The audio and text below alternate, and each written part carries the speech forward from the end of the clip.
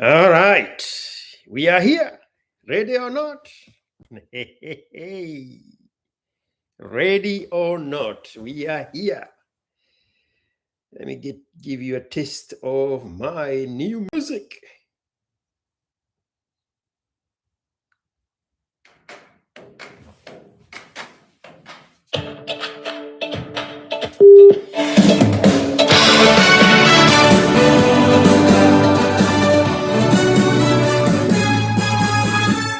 Welcome to IQ Watson channel.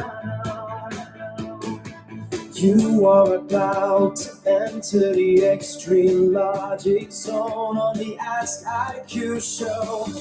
We boldly talk about real issues without inhibitions or restrictions. We confront the taboos in our daily beliefs, and we go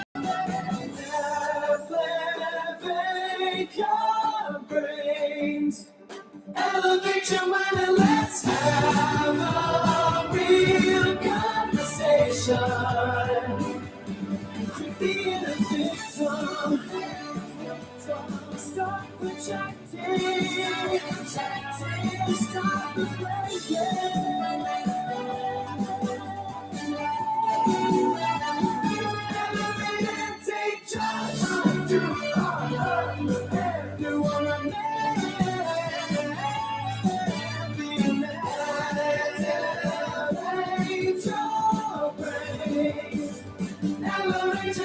Let's have a real conversation.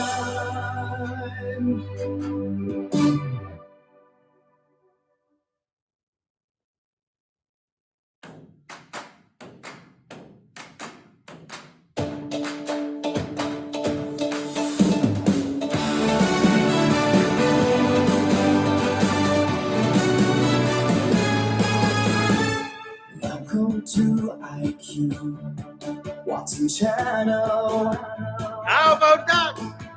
You are about to enter the extreme logic zone on the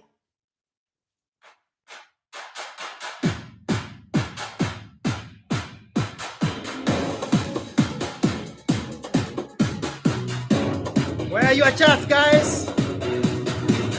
Where are your chats?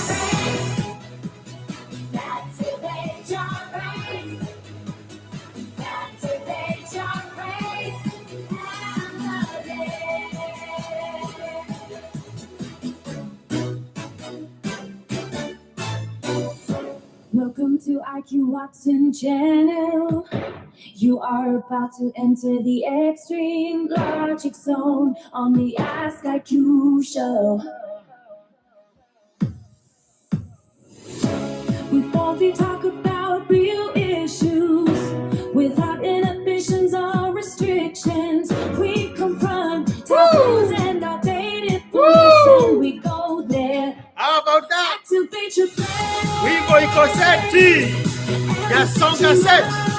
Twende kazi. And let's have a real conversation.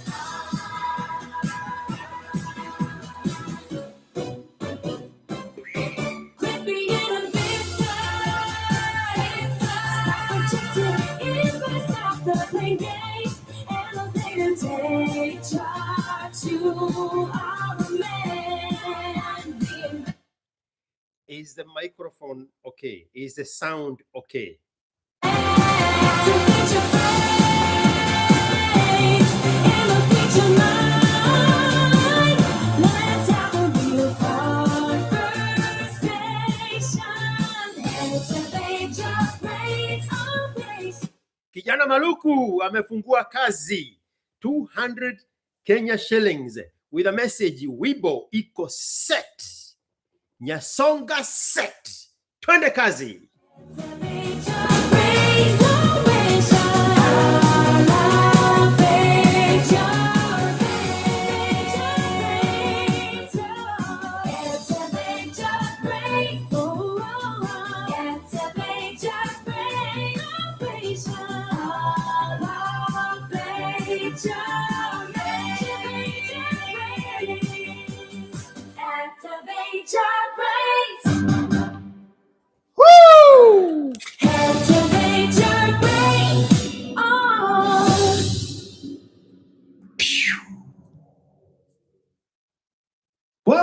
to IQ Watson channel. You are about to enter the extreme logic zone on the Ask IQ show. That's it.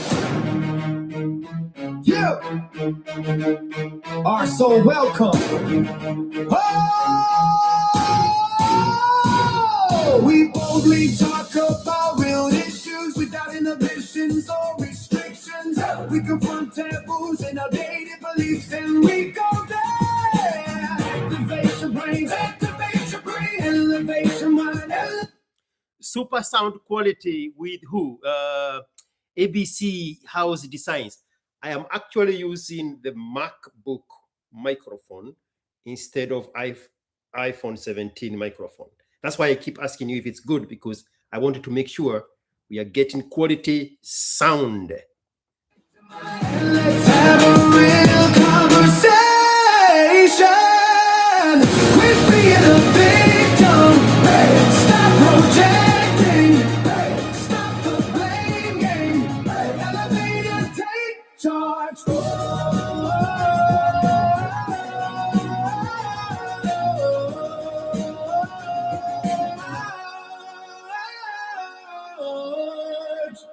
You are a man. Be a man. Activate your brain. Elevate your mind.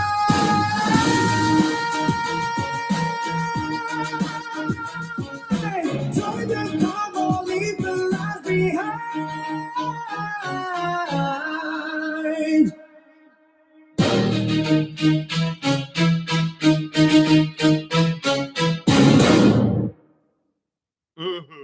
Welcome to Twende kazi.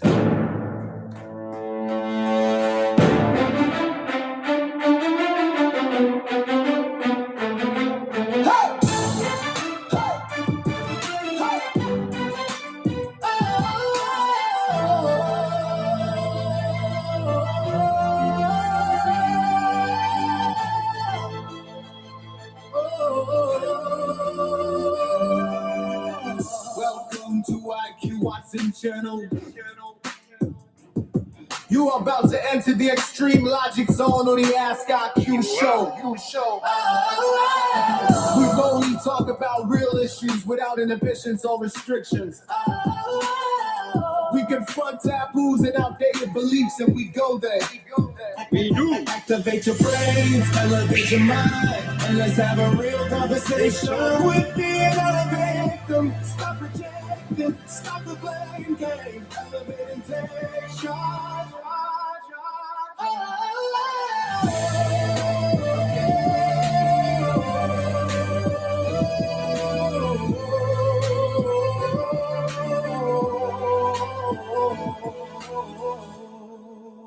You are a man.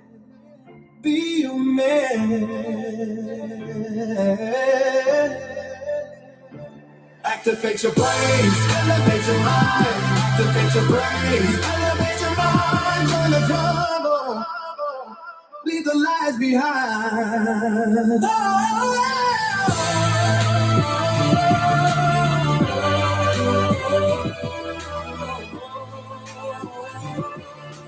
Asante, Mr. Karanja, Edwin, 9816. Keep winning.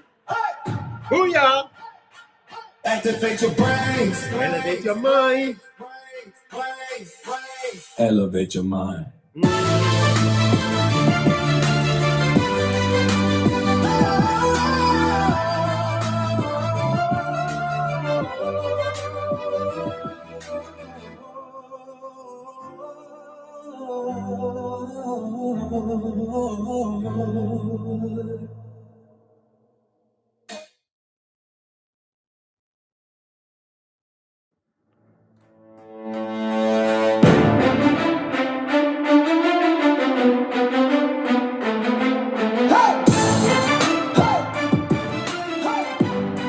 I think we already listened to that one.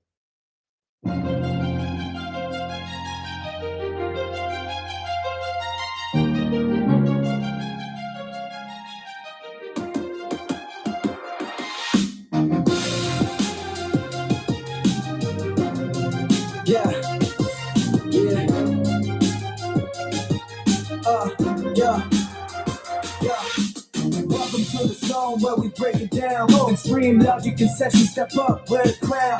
Boldly talking real, no filter, no shame. No frontin' tattoos, we rewrite the game. Outdated beliefs, now we let them fall. Inhibit no more, we're standing in tall. Hey, activate your mind, elevate your view. Let's have real talk, honest and true. No restrictions here, only truth we chase. Step up, take charge, own your space. Quit being a victim, stop the blame game. Elevate your spirit, fuel your flame. You are a man, rise and stand, be the man, the one who commands. No more projections, no more lies. Look inside yourself, be wise. Challenge the norms, break the chain. In this extreme logic, only truth remains. We go there where others fear. Face the fact, make it clear. Rise above, don't hesitate. On your path, decide your day. Quit being a victim, stop the blame game. Elevate your spirit, fuel your flame. You are a man, rise and stand, rise and stand. You know, for the longest time, when you people are commenting with the name Nyasoya, it just hit me what you guys mean. I thought you are relating these songs to somebody you know, an artist. Ndio maana saido nimeshika Nyasoya ni nini. Twende kazi. Be the man, the one who commands. Elevate your mind, keep desire alive. With IQ, Watson, and logic with God. Activate your brain, it's time to move. Join the conversation, mind your move. Yeah. 23 people here with only 11 likes. Put those likes up. They cost nothing, by the way. Ebu jaribu uone. Yeah. All right, next one.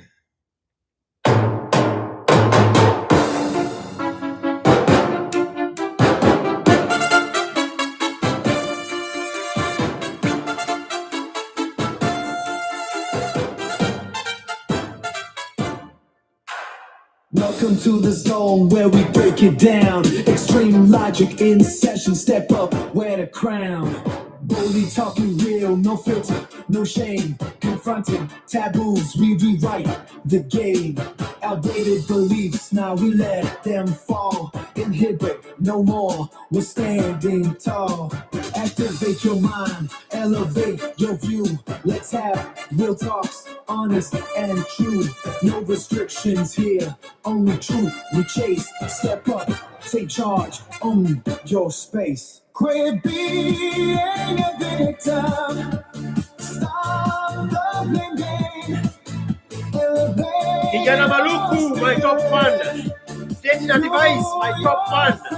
And number 3 is Karanja Edwin, my 3 top fans. Usiachwe nyuma.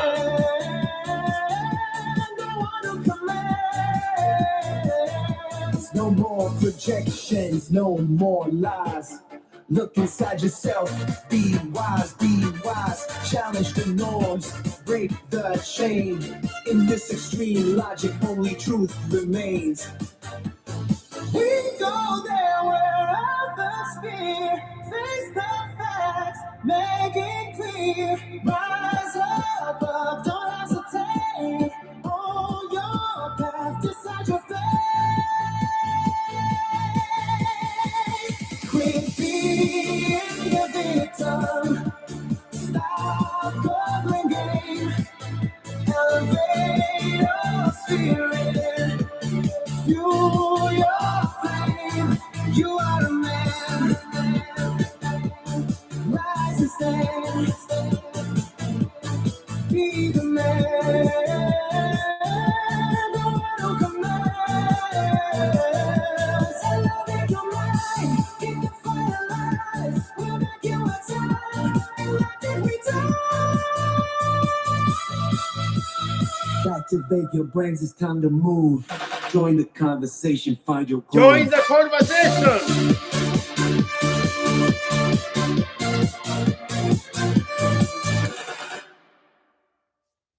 All right. Yeah. Welcome to IQ Watson channel. This is the extreme logic zone of the Ask IQ show. We conduct real talks here. So here is the story behind these songs. Those part songs that we just listened to, I sat here yesterday. Let me go back. The day before yesterday, I had given a challenge. And I said, make me some music. Don't come to me to discuss what kind of music I want. Make me a music and then name your price. 24 hours later, zero response.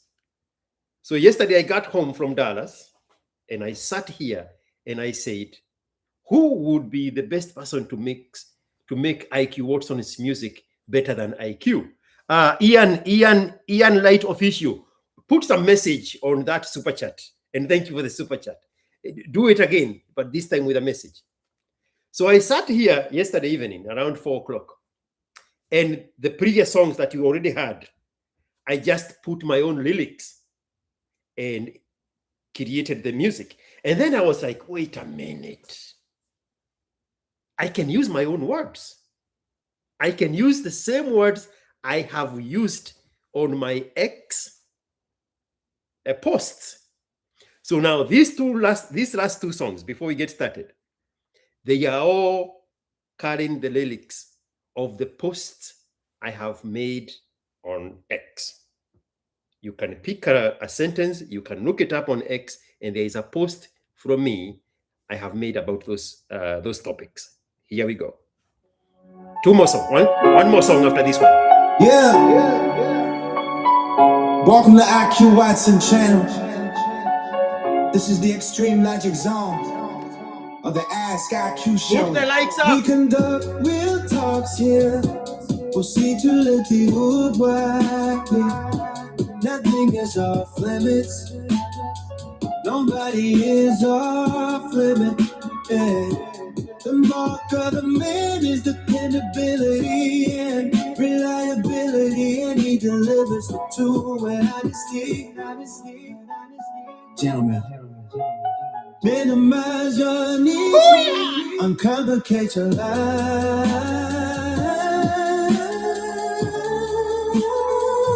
simplify your routine, uncomplicate your life.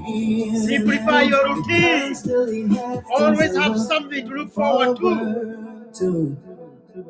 Do not involve women in your plan. Do not involve women in your plans. They might be on the plan, like the burger on the menu, but not in the kitchen, like the chef. No distractions, no excuses. Just pure tunnel vision into their purpose and goals. This is what separates the best ones from everybody else. You are good at anything you put your mind to. The day you decide to change the things you put your minds to is the day you'll be good at what you put your mind to. There you go. As a man, your primary duty is to protect your seed by being very delicate. Be very deliberate on the choices you make for the mother of your future children. There you go.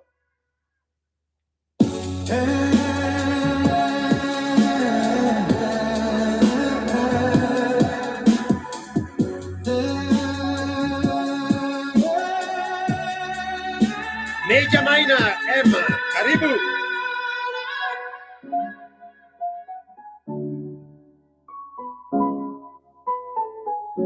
You can be anything that you put your mind to. The day you change the things you focus on is the day you'll be good at the things you focus on. Yeah. All right, last one.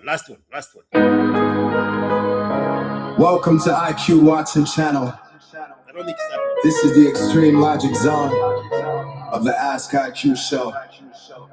We conduct real talks here. Usije lights wakni. Usituletee ubwakni. Nobody is off limit. The mark of the man is dependability and reliability.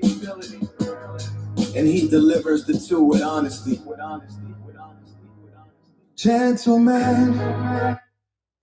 The mark of the man is dependability and reliability. And he delivers both with honesty. Minimize your needs, uncomplicate your life, simplify your routine and constantly have things to look forward to.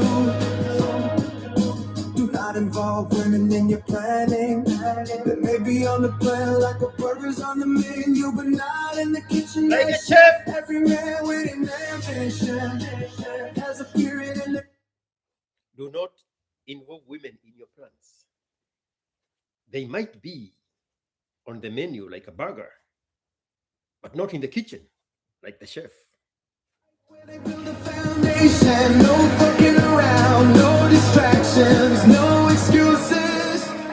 Just pure tunnel vision into their purpose and goals. This is what separates the best ones from everybody else. You are good at anything you put your mind to. The day you decide to change the things you put your mind to is the day you'll be good at what you put your mind to. As a man, What is my rap name? What is my rap name? It's to protect your seed by being very deadly. As a man, your primary duty is to protect your seed by being very deadly.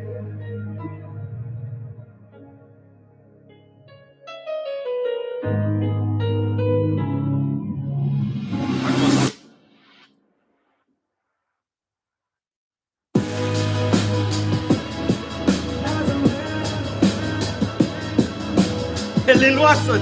Ah, no, come on. Be more creative. Be more creative. I want a real stage name. Hey, and the rapper of the day, ladies and gentlemen, the Maragua villager. Welcome to IQ. There's a song. I don't know why it's not playing. Welcome to IQ Watson. Let me find it manually. This one. Okay, so this is the last song. This is my favorite. In the meantime, Baba in Motion has sent a Sadaka in the M-Pesa. And I am Light Official has sent a super chat for 100 shillings. I am avoiding to get to these chats from this phone because I want to play the last music. And then we're going to get started. 40 people, 21 likes. The 19 of you that have not sent the like. Able to do a science experiment. Just hit like and then open your bank account and see if there is money that is going to disappear because you put a like on a life that you are actually spending your time on watching. But let's do that experiment. Go to your bank account, screenshot the bank balance, then come here, put a like, and then go back and see if the like will have taken away some of your money from your bank. And then you come and tell me, unajua, sababu nilikuwa na hold back kulike, nilikuwa naogopa pesa yangu itolewe kwa benki. Maumbwa nyinyi.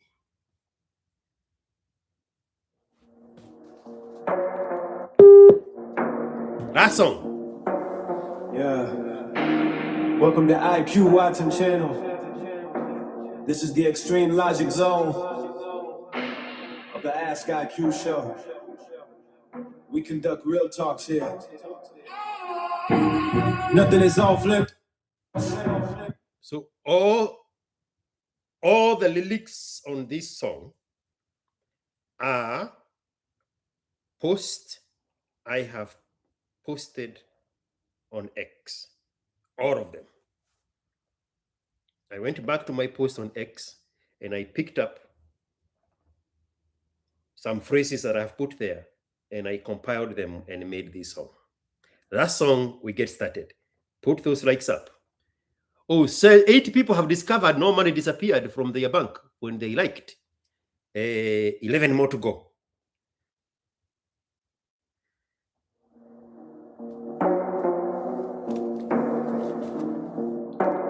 Yeah. Welcome to IQ Watson channel. GI Wits. This is the Extreme Logic Now we are Zone talking. of the My Ask rap IQ name is show. GI Wits. We conduct real talks GI here. Wits. A shocking spark of genius. Nothing is What off song? limits. Because you are George Nobody is off Watson, limit. the rap wizard, electrifying the mic The market with the of high man is voltage dependability and wordplay. reliability, and he delivers the truth with honesty. Uninterrupted. Yeah. Welcome to IQ Watson channel. This is the Extreme Logic Zone of the Ask IQ show. We conduct real talks here. Nothing is off limits. Nobody is off limit. The mark of the man is dependability and reliability, and he delivers the truth with honesty. Gentlemen, Uncomplicate your life. uncomplicate your life. Always have something to look forward to. Simplify your routine. And constantly have things to look forward to. Do not involve women in your planning. They may be on a plan like a burger is on a menu, but not in the kitchen like the chef. Every man with an ambition has a period in their life where they build a foundation. Go build themselves. No fucking around. No fucking around. No distractions. Tunnel focus. No excuses. Just pure tunnel vision. And building themselves. This is what separates the best from the rest. You are good at anything you put your mind to. The day you decide to change the things you put your mind to is the day you'll be good at what you put your mind to. You'll be good at the things you put your Be mind to. protect your seed. Be deliberate in choosing the mother of your future children. Be very deliberate in the choice you make for the mother of your future children. Your role number 1 is to protect your seed. Notorious NJAU. That's a good one. Notorious NGA. How about that? All right, we're getting started. That's my favorite of those songs. I think there are 8 or 7 of them. Thank you so much, gentlemen, for being here. This is a good evening. I decided to start early because I wanted to play all those music to them that showed up early. My setup today looks better. I don't have to look like this, the way I was looking like the other day. And I have raised my MacBook where I can see it almost at eye level. And I'm maintaining the eye level with the iPhone 17 Pro Max, which is the actual camera that is bringing you all of this awesomeness. Asanteni sana kwa kuwa hapa. I am not taking this for granted. We are here now, except I don't know why. But you are about to tell me, aren't you? You are about to tell me why we are here. Somebody is so lucky their name actually just loaded on the M-Pesa. I'm making sure today is the 21st. Yes. Andy Wafula, you are the first one to load of the people with M-Pesa. And now, as I promised, because my M-Pesa is having a little delay, except for today, it's working now for Andy Wafula. I promised 2 days ago that I will name the people who had contributed to the M-Pesa the day before yesterday. And they come in no particular order. Vincent Mwangi, Asante Sana, that's a big M-Pesa. Does your parents know you are sending money to a stranger in America? Mr. 19-year-old. James Munyao, Asante Sana. And somebody from Equity Bank, please, if you send money from a bank, I would want to know it is you. So get on my phone, +1 512 738 6400, and tell me I am the guy who just sent them pesa using Equity Bank. There's another guy called Felix. No, not Felix. It's Flex1. Asante sana for your mpesa. And then last but not least, these are the ones for the 19th, 2 days ago. It's James Masharia. Asante sana mpesa nono hapa. This money feels so sweet. Again, today, the first sender is Andy Wafula. Asante sana, Andy Wafula.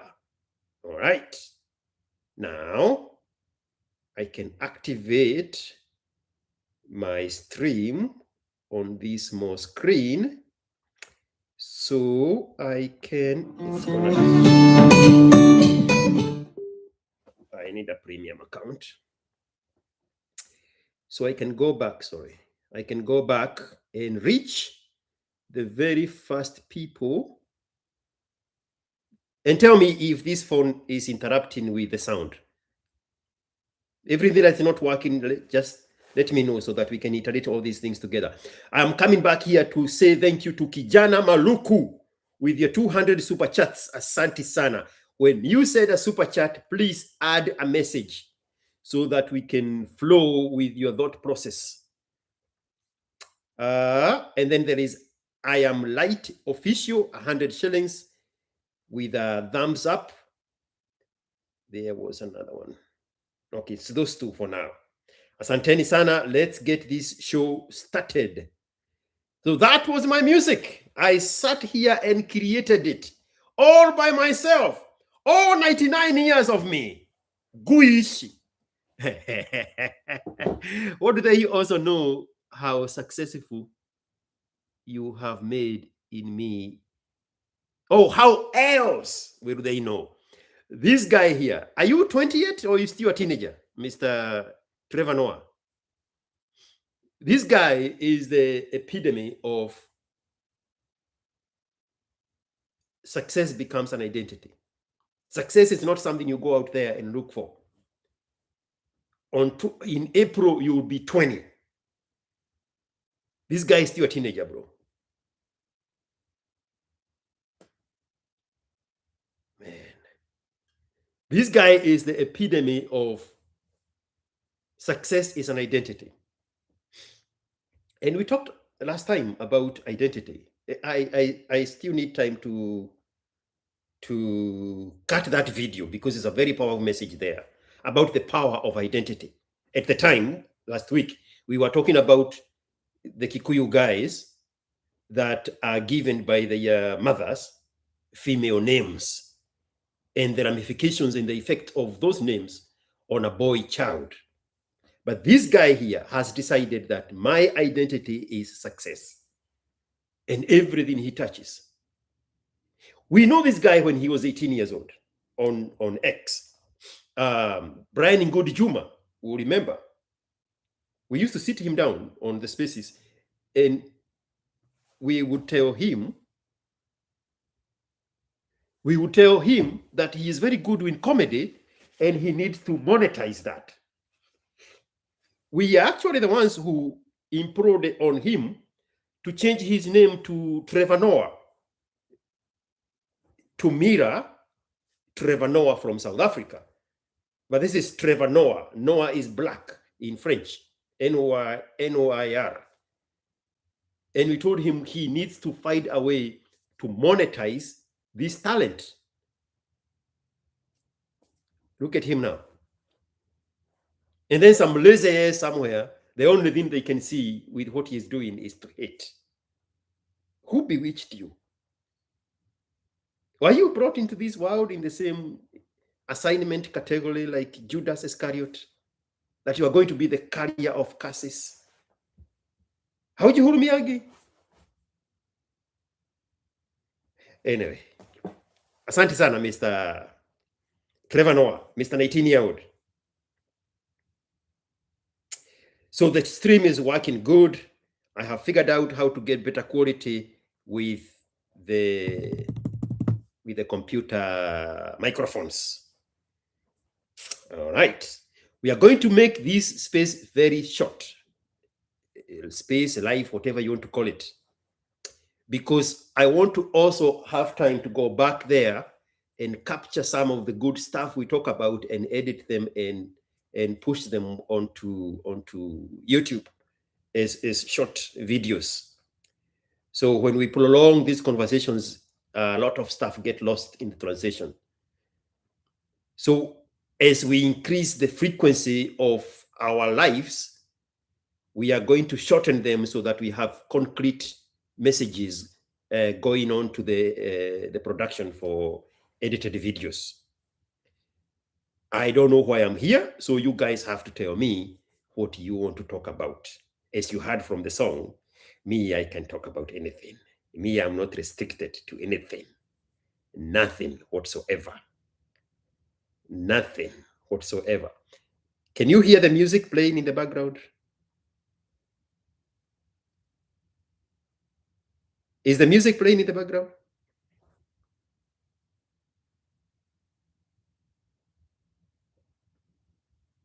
Okay, it's not playing in the background. I have another way of doing it. Let me see in...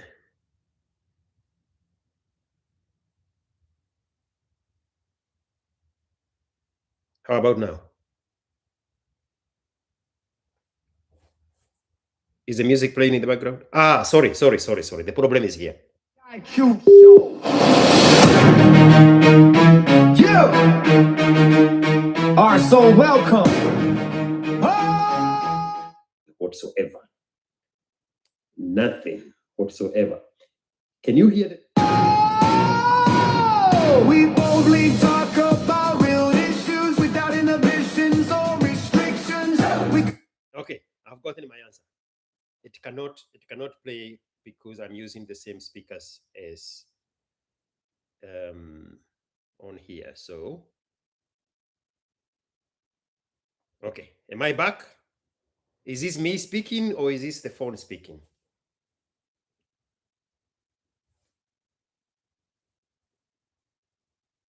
There's music in the background. Okay, I'll find a way to make the music run when I need it and not necessarily connected with this. We are getting there. You will watch me know how to use a computer at the age of 77.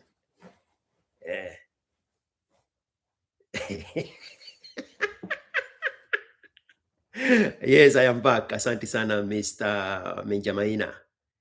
All right. So you people will have to give me a topic. And there is a new list here of top funds. So there's a competition for the top 3 funds. And Kijana Maluku has 175 points. And Trevor Noah has 75 for number 2. And they are in the same category with 75 points with a number 3, who is Nava Shabat. Your participation earns you the top fan badge, like a crown. I can see them here. All right. So somebody is saying here with a big sentence. Yes, Mejamaina, we are watching me improve every day. That is the mark of the man. The role of the man is to continually improve upon himself. It's not to PPP, not to penetrate and protect and provide. No. Continually improve upon yourself. That's it. The lie that you have been sold, that your life is dependent on the service to a woman, that's a packaged message from the evil one. Okay. Big Daddy Hazza. IQ, I have already given Sadaka, but I want you to have premium now. Find out how much it cost. I will said Sahi. And it's crazy to think you are 77, being taken good care of. No, me saying I'm 77, I am sending back the little petty insults about ageism back to the empty heads that have nothing else to do other than to project their iniquities when they see somebody else who is older than them doing what they should be doing at this age that they were born in of technology. That's where that insult is coming from. You see, that's why I don't do banter, because I'm very cruel with banter. I am very, very, very cruel. Yeah, the premium, I catch what you're saying. The premium subscription on YouTube, so that I can skip the ads, is $15 a month. Asante sana for the premium subscription thingy, Mr. Big Daddy Hazard. Be like Big Daddy Hazard.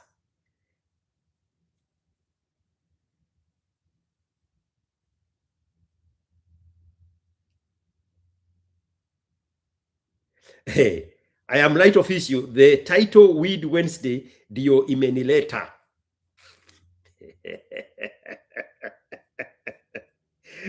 Oh man, the method works big. Check your M-Pesa sahi bro natuma. Somebody wants to talk about Uganda politics. Why? What is your obsession with Uganda politics? What is your obsession with Uganda politics? There is a Kikuyu saying that says, "Hey, Jione be thinned by yours. Be bothered by what concerns you." When you're obsessed with Uganda politics, what are those other things that you are not attending to? I was in primary school when Museveni became president.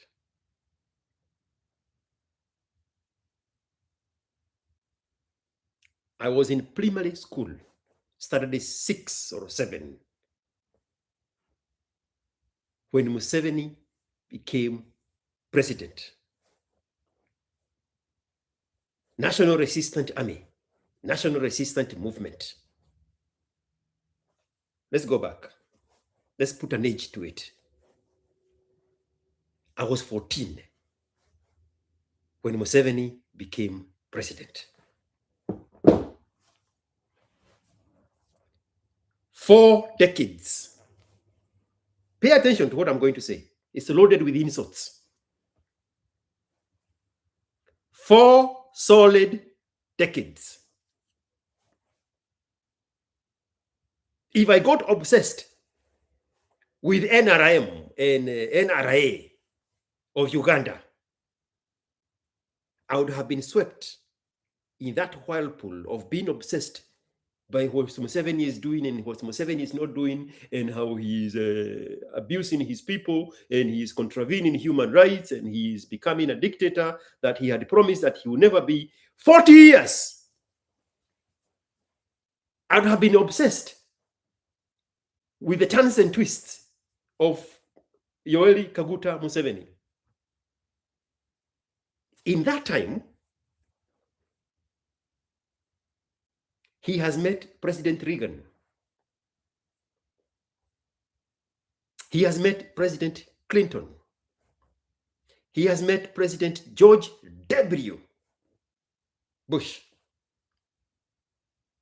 He has met Barack Obama.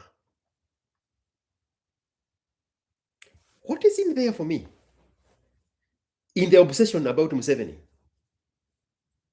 There is nothing I can say or do or complain about that would have affected his trajectory. The presidents of United States of America welcomed him at the White House, recognized him at the White House. Can your father do that? I want you, there's going to be some insults in there.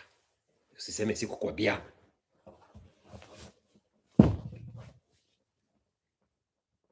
Can your father do that? If it's your grandfather who is the age of Museveni, has your father done that? Museveni is 81 or something like that.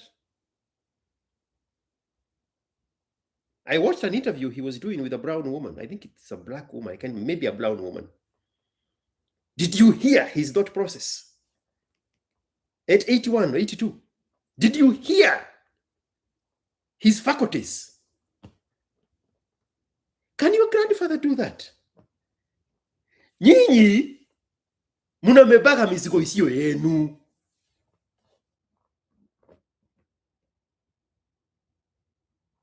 You just wake up and you are told, this one is a dictator. You need to hate him. Oh, okay. We are hating this one. What is wrong with your mind? Do you know where Museveni came from? Do you have a smidget of clue where Museveni came from? Do you have a smidget of clue where Kagame came from? Do you even care to know about their history? You are being guarded. A labor dictator, hate this one. Has stayed in office for 7 terms, hate this one. Really? That's why you came to this world? To be given assignments of selective outrage? And you run with them blamelessly? Nani alikuroga? Invest that energy in yourself. Social justice warriors are never recognized anywhere. Prove me wrong. Go to the Nobel Peace Prize and show me a social justice warrior that was doing anything to agitate awareness of the evil of the other one.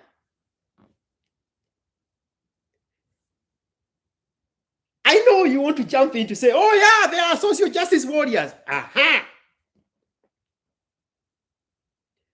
They are recognized after they achieve something themselves. You are not going to be rewarded by pointing out what other people are not doing. They will wait until you become something, like Nelson Mandela. What have you achieved? Pere pere pere does not count. What is my song saying? I can give you the lyrics.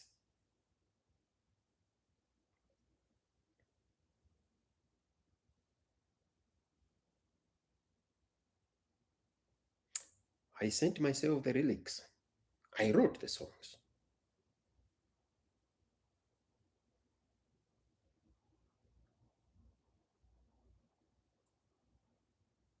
Every man with an ambition has a period in their life where they build a foundation, no fucking around, no distractions, no excuses, just pure tunnel vision in building themselves. This is what separates the best from the rest.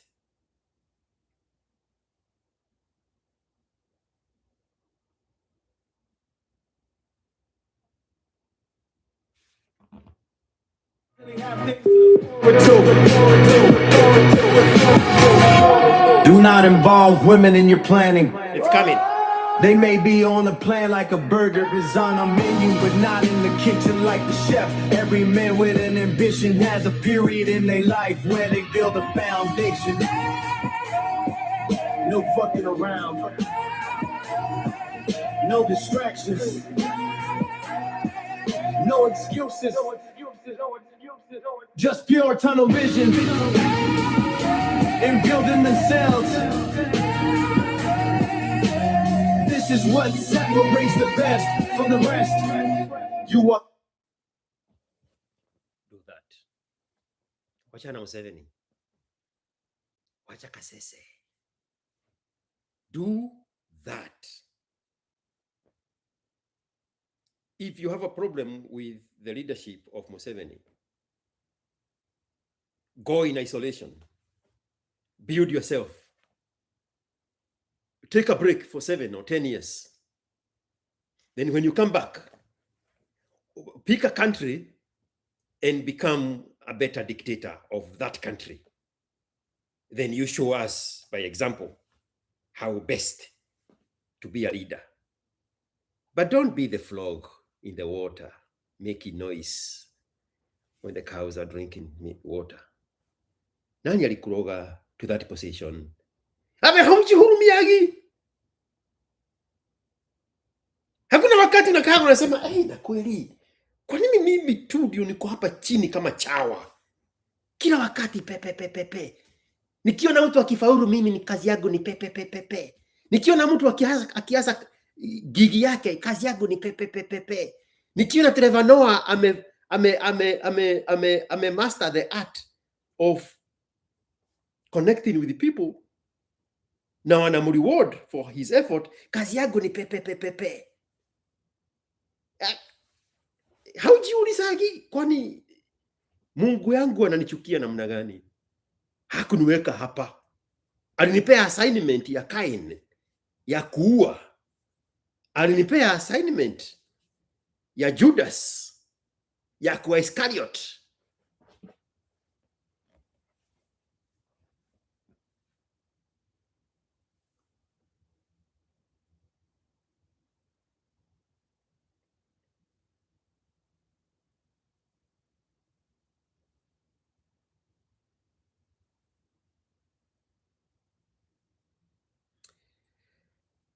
Sebo Museveni oversaw his reign being very long after capturing power on day one. Bro, there was a time he went to Mobutu Sese Seko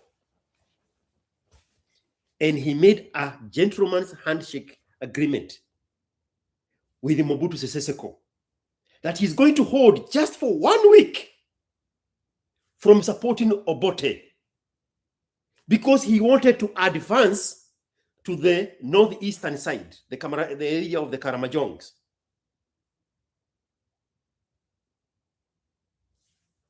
Mobutu Sese Seko did not keep his word.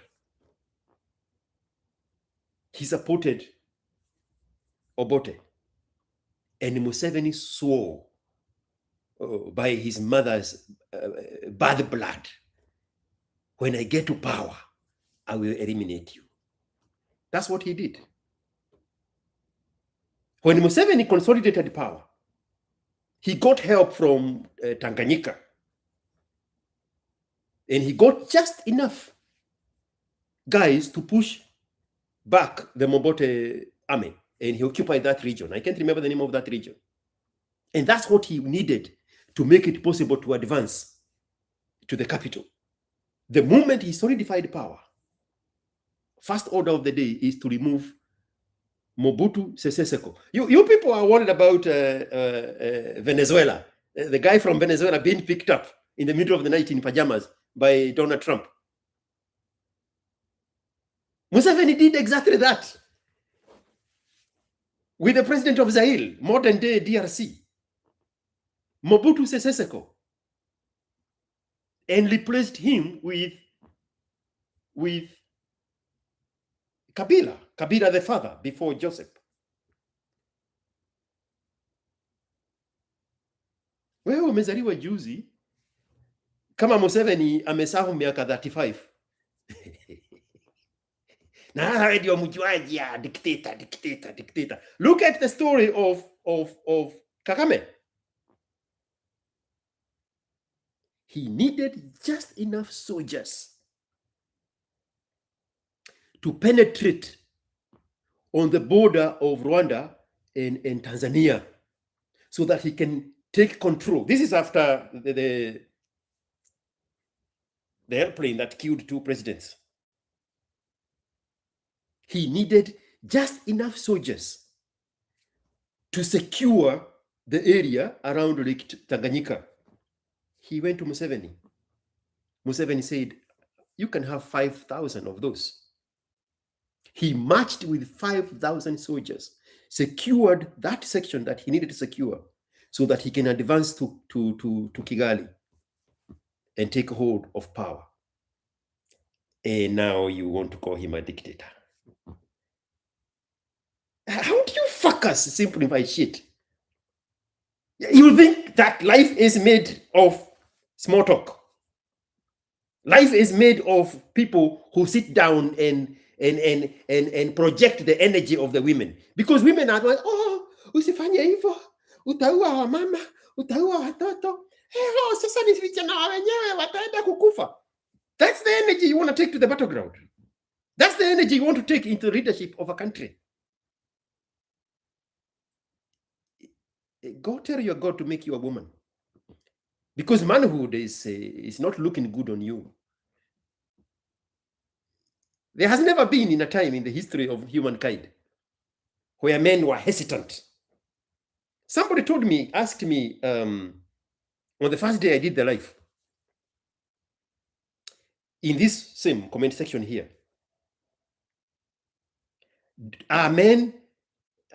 do men have the potential to be evil? I said, no. It's a very beginning of that life.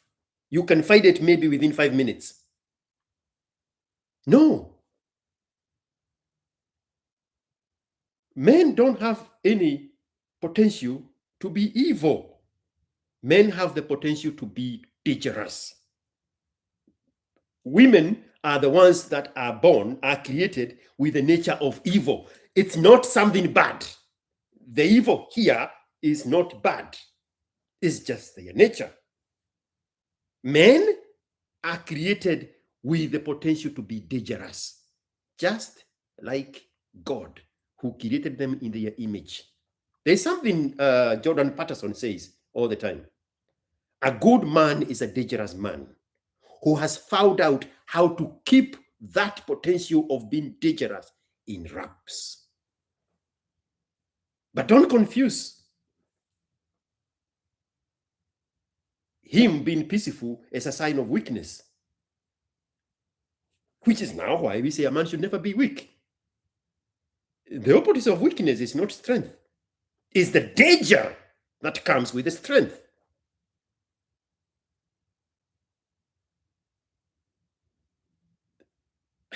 Gen Z mnanishangazaga sana. Mimi nitagoja wataalamu watuambie walifungua akili zenu wakaziweka kwa mashini wakasoma wakaona kuna kasoro kwa akili zenu. Sababu there is something they are going to discover. Mimi kama ningesoma ningekuwa pioneer wa hiyo study. Lakini sasa mimi nitagoja. So a lot of you need to die so that we can have the cover dust and the brain matter to study. Because we need to understand this phenomenon of the emptiness of the Gen Zs. You spend too much time with your mothers and you occupy that wayness, that demonizing success, that demonizing greatness, demonizing masculinity, demonizing achievements, demonizing leadership, demonizing strength. This is new. We need a study somewhere, wafungue akili, waende huko na Drubin, watuambie ni nini wanaona huko. Because there is something amiss. Something is missing.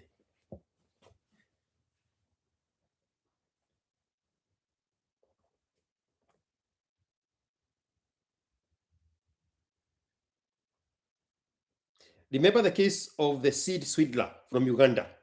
I recall it kama jana, despite it being in late 2023, it was 2022 April. Because I was also fully word. Hata siezi nunua handkerchief kabla niambie mwana ni areda kena. Hey, this is a Kikuyu guy. Bro, I made a whole video about it. It's called Is a Married Man a Weak Man? Just go and listen to the last 5 minutes. the whole picture of the reality of the weakness of a married man is portrayed in the last 5 minutes of that video. Is a married man a weak man? We will not foresee it until the very end of the complete metamorphosis of a married man. When the children are grown and she has transferred all the power and assets in her name because she convinced him to do that. This is a guy who could not buy a new pair of shirt before without getting guilted. I know that kind of talk. It's in that video. I know exactly what you're talking about, Mr. Major Minor.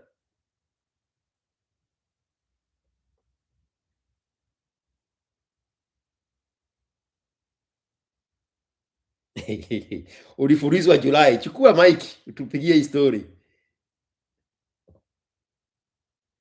Mr. Minor, Major Minor, call this phone number right now. +1 512 738 6400. Tell us how you got Fulizward. We shall be here to laugh for you, to laugh with you and to laugh at you. Sisi sio wenu. If you are new here, put the likes up. We just did an experiment 5 minutes ago and we discovered when you like, there is no money escaping from your account. 100% of the people who participated in the exercise, they came reported that even after liking, no money disappeared from their account. We have Major Minor. Major Minor. Yes, sir. Yes, sir. Mimi hata sijui nianzie wapi. Utaanza mwanzo. Ulikuwa miaka gapi wakati ulifikiria umefika umri ya kumenyana na mwanamke?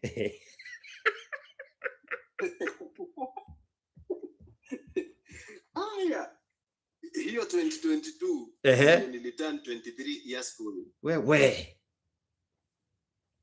Na ndio nilichomolewa kijana. Kijana kumwangalia na wait. Twende pole pole. Ulipachika mwanamke miba akakuzalia kijana. Yes, sasa hiyo ni 2021. Ni baada ya kusikiza Kibe na nikajiona mimi ni bingwa. Wakati aliniambia ameshika mimba.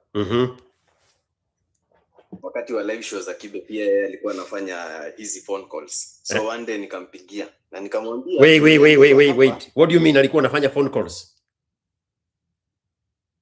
Ilikuwa Ask Kibe Fridays. Yeye alikuwa anapigia Kibe Ask Kibe Fridays. Mimi ndio nilipigia Kibe. Sababu nilijua nimemess. Na sasa the mess hiyo wakati ilikuwa nimeambia Dema ameniambia niko na mimba. Lakini sikutaki kwa maisha yangu. Oh, that's why you are bringing the issue of Sid Swindler. Yes, exactly. Ibe akaniambia sasa happy Father's Day. Lakini si umesema hakutaki kwa maisha yake na maisha ya mtoto haya wewe Kenodia ukaha gui yeno. Mimi nikafikiria si Kibe ni mjinga. Kumbe hata in reality mimba hata haiko iliingia 1 month later. Nilijiona mjanja. Haya. Fast forward to April. Kachomolewa kijana. Look alike, copyright kabisa. Hata singeweza kuruka. So jua tuko tunakaanisha. Yeye anakaa kwa mama yake. Mimi nakaa kwangu. Tunakutana tu. So sasa baada ya hapo sasa si mambo ika switch up. Mimi najaza gasi ya mama yake. Kenodia. Napigiwa simu niaje gasi ya mama yangu imeisha. Unaweza nitumia pesa ni defeat. Bro, I remember Kwa you. sababu I remember ni your ndugu story. tu. I remember you now. I remember you perfectly. Na sababu ndugu ni ndugu tu. Si ninatuma. Sasa nikapata ka job, nilikuwa huko Gikomba. Kauzauza tunguo, nikasave tu pesa. Nikenodhia tu. Msichana tu bado ndio nilirudi kwake. Nikamnunulia simu ndio anitumiange picha za mtoto wangu nimuonange. Goja, kabla hajazaa, I remember your story perfectly. Kabla hajazaa alikuwa anaenda kwa supermarket, anakwambia ako kwa supermarket, hii ndio till number, alipia hizi vitu. Hiyo labda ni mtu mwingine. Sio wewe. In my case. Okay, sio wewe basi. Hatujawahi ongea na wewe hii story. No, hiyo story ulipeana kwa Kibe. Oh yes. So sasa hapa ndio kwa supermarket zinaenda kufanana. Kabla aende kuzaa akakuja akaenda kukaa na rafiki yake, lakini akanitaga along, hebu kuja tuende supermarket utufanyie shopping. Siwezi enda kwa rafiki yangu empty-handed. That's what it was. Yes. Mimi sijamuita, yeye ndio amejileta, lakini kinodhia kuja tuende supermarket na ulipe. Kwanza mtoto wangu anatumia hizi diapers za ovyo ovyo. Ukaingizwa kwa most expensive yes, hizo. Ukaingizwa kwa plani za mwanamke. Kinodhia. Nakwambia no hata ufanye nini. Haya. Fast forward, sikamezaliwa. Mimi nikatoka kazi. Nimekwambia nilikuwa hoka. So meaning nilikuwa nalipwa per day. Nikatoka kazi. Nikaenda Kamukonji nikanunua vitu za mtoto.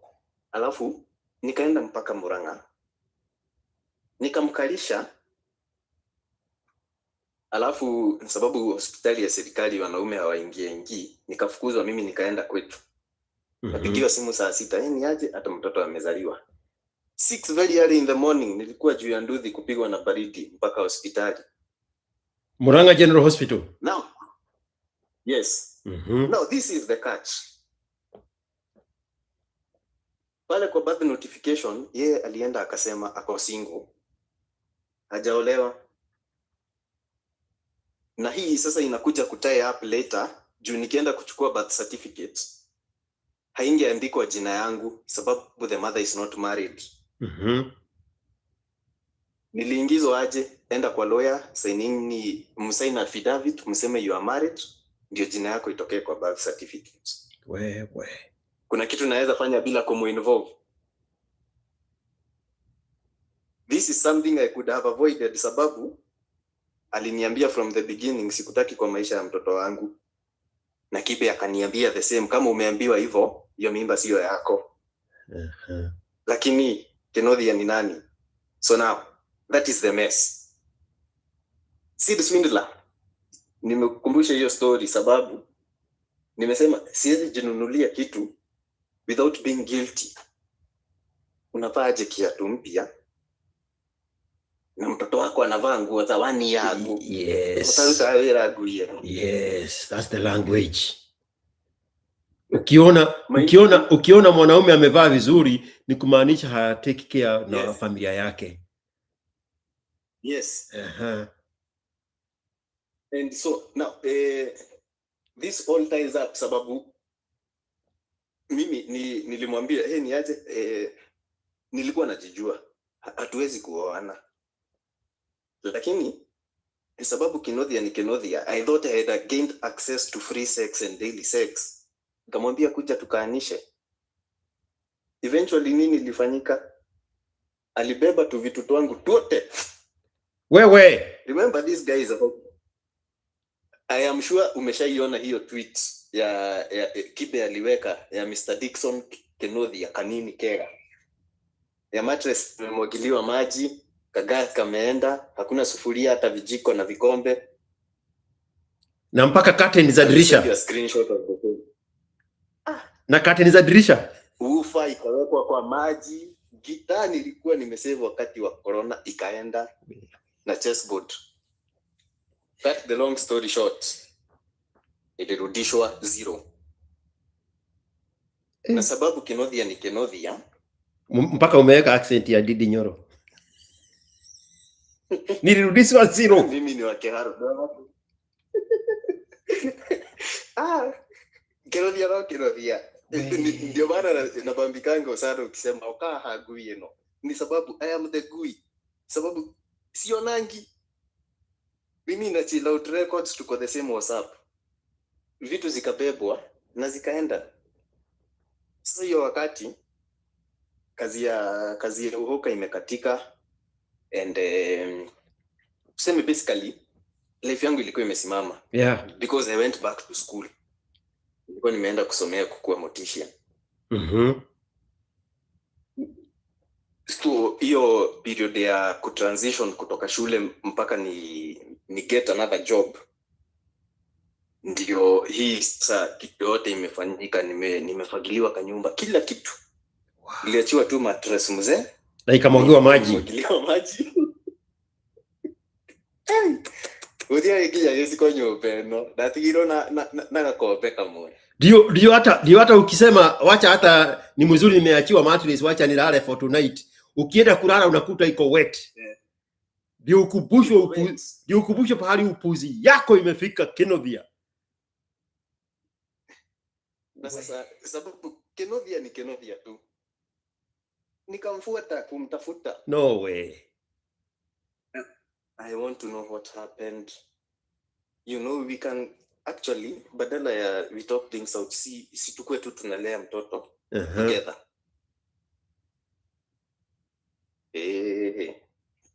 I swear to God. Funny, neighbor yake mahali yeye anakaa. Neighbor ni shule. Lakini hapana dego dio hawezi somea shule ya serikali. Private nagera bona baadhi ya kiroko. Yani you have stayed long enough for the kid to grow up to be of school going age. Toto si yako shule. Jesus Christ. And made sure everybody in the school, sababu hiyo ndio shule pia mimi nilisomea, everybody in the school knew huyu ni mtoto wa yule Kenothia. So just in case ni misbehave ama tukosane nikose kutuma school fees, the school will not go for the mother. They will come for me, sababu pia mimi nilisomea huko the entire from nursery to class 8. Yeah. So najulikana huko. Setup upon setup. Lakini Kenothia ni nani? Kenothia never learns. Kenothia nimechukua pesa yangu nimempea weka biashara. Baada ya miezi 2-3, women do not love working. Hiyo ni fact. Mimi hata hii kazi nimefunga. Nataka tu nikaange kwa nyumba.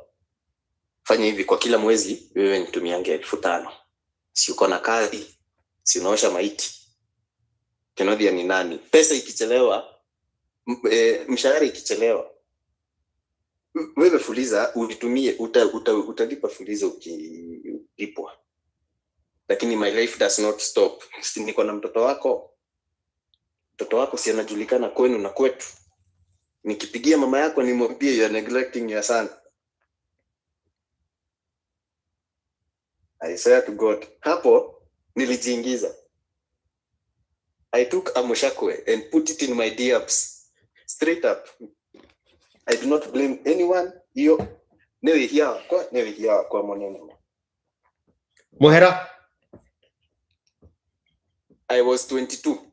What happened? I am turning 27. Where? And I am paying for the sins I made. 5 years a slave. Wacha 5. Ni mpaka 18. Siwezi mwachilia until he is legal. So 13 more to go. Ndio mwendo unaanza. Ni shindano nilijidunga. Despite all warnings. I remember one of my friends tukiwa Gikomba, nilimuulizanga tu. Sasa kama ni wewe ungekuwa rika yangu na umewekana mimba unaweza fanya nini? Kaniambia roga. Kwani ni wangapi na wanalelewa? Lakini hapana, huyu ni mtoto wangu wa kwanza. I started getting emotional about it. if mtoto ataenda hivyo maybe labda ataweza kuwa president one day nini ama mimi si kutupwa, mbona nimtupe? I am living with the consequences of my decisions. Niliwekelea mafuta liko, nikatoa nguo nikaruka ndani, nikaambiwa chomeka toka. Nikasema hapana, hii joto ndio nataka. Nani anachomeka? Si ni mimi. Sasa mtoto wako miaka 3? Saizi anafikisha miaka 4 April. Yeah. Do you miaka 4 sasa. Do you get to see them? Yeah, like the whole of December I was with him. Exclusively. Yeah. And then when January imeingia amerudi shule, enda kaa na mama yako. I will see you when I want to.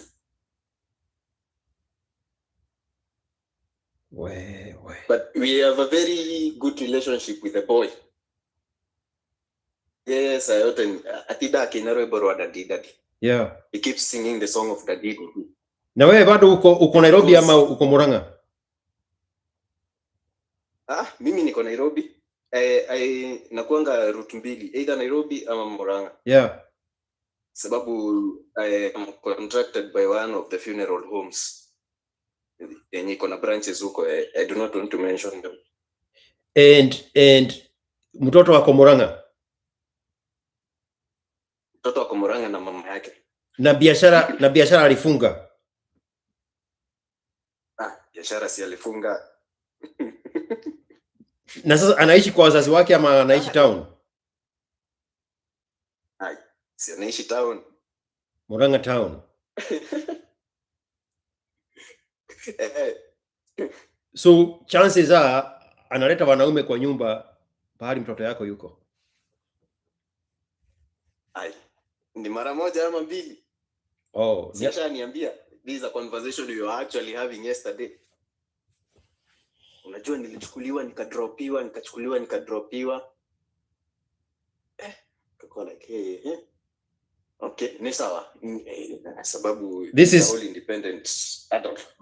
Wewe mwambie vile atafanya. Bro, I got a phone call from a guy when I was in Amsterdam. Yeah. Coming home. Yeah. And he gave me almost exact story. I will distort the voice notes. Usikie venye huyu jamaa anavutwa na bibi yake. Christmas anapanga, wanakubaliana tarehe fulani nitakuja nichukue watoto niwapeleke pahali fulani, sababu kuna family gathering ya pande ya bwana. Na sababu anajua yeye hawezi enda, anagoja mpaka hiyo siku, anakataa na watoto. Haya. 2024 Christmas, kwani nini ili happen? Hiyo wakati nilikuwa Nakuru. Nilikuwa kwa funeral branch ya Nakuru. Nikakuja nikamwambia fanya hivi. Nioshe mtoto na unipangie tungoto wake. Tunaenda kwetu. I get there. Mtoto anakaa buko. Hana sokula. Nikamwambia aonyeshe mtoto. Niza mbona nikuoshe? Si uingie umuoshe. Ndio nikakasirika nikaenda kwetu. It is not far off. Venye nimefika nyumbani. Now everyone is activating me. Watika kwa wado waku. Nikachukua gari. Nikarudi same place. Niaje si unioshe mtoto. Sikuoshe. These 2 rounds bado mtoi analia nataka kwenda na daddy. Lakini si mama ameamua mtoto aende. Mtoto hawatu. Mimi sikumuona. Lakini baada ya mwisho wa mwezi. We, girisha kwa bila no siku. Kenodia. Basi ile mwana kuelea mahiga.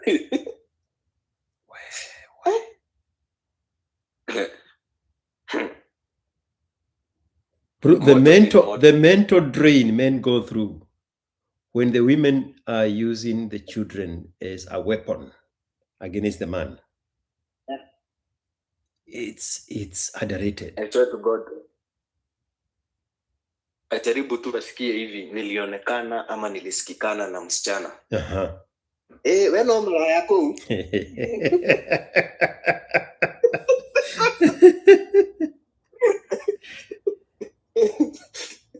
Unajua mtoto ana kiatu ya sport. Sasa mtoto wa miaka 4 viatu ya sports ni ya kazi yake. Asa, wewe ngorera mara ya maku pizza. Na nyama si yako sina. Si uliajiriwa you are a rich man. Inafanyaje birthday ya mtoto is in 2 days. Nitumie 3 tunahitaji kununua keki na snacks. Alafu they disappear. I will only see pictures for WhatsApp status. Lakini si Kenodia siyo pesa lazima nitatuma. So there is somebody here called Subiri kidogo. There is somebody here called Mokono Kanai. Anasema Kenodia should just send money directly to the school. Medical care and food. Let the boy grow. He will look for the father when he is all grown. What do you think about that? Now, this is the dynamic here. Kenodia has been activated on all sides. Pande ya kwetu, pande ya shule, pande ya kwao. They know. So, Maina hawezi wachilia mtoto wake. So you are the kind of people who worry about what the society is going to say, what the church is going to say, what the family members are going to say, what your friends are going to say, what your siblings, what your family, what your friends. You are the guy who worry about everybody else, what they are going to say about your life. Nikuulize sababu sasa we have a real human being, we can attach with this mentality. Ebu kubuka one time, mtu kwa maisha yake, alikupigia simu akakwambia kuna kitu nataka kufanya hapa na ngoja kusikia wewe utasema nini. Umewahi kuwa na mtu kama huyo? Sijawahi. Lakini wewe umeassign strangers with watasema nini the responsibility kwa maisha yako. Waende kwa shetani. Kenodia is still a Kenodia. Sasa ulisema utakuja lini? Lakini birthday ya mtoto is not that day that you should go. Ulisema utakuja lini, lakini birthday ya mtoto haualikwi. Hata hauambiwi birthday inafanyika wapi. Because she wants to go out there and floss that she's a single mother. Who is affording all these things for her son. Yes. Independent, strong black woman. The only woman who is independent and strong is a black woman. Sasa kitu inampea motisha ni ati the boy is very handsome. Kijana anakaa vizuri kabisa. So that is always a flex kwa marafiki zake. But remember, it is a conundrum to think that rafiki yake anaweza access mtoto wangu kuliko vile mimi naweza access mtoto wangu. Sema for example, si ameitwa out na mtu wake. Na ameenda out, si obvious kuna mtu atawachia mtoto. Lakini mimi nimwambie saa hizi on my plans nataka kuchukua mtoto tuende kwetu na kesho asubuhi nitampeleka shule. It will be a full blown war. Lakini yeye akitaka kuenda sema kuna mpango ya Friday ni yoka. Mnaweza enda na mtoto and then on Sunday nitamkujia ama umelete ukijisikia. And somebody said here, this is a typical Murima woman. Of course, what do you expect from Kangema? Kangema pande gani?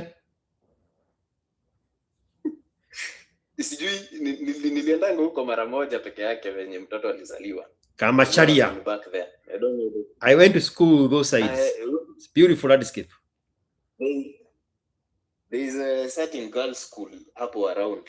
Yeah. What's the name? Rwadia. That's the place. That's exactly where I went to school.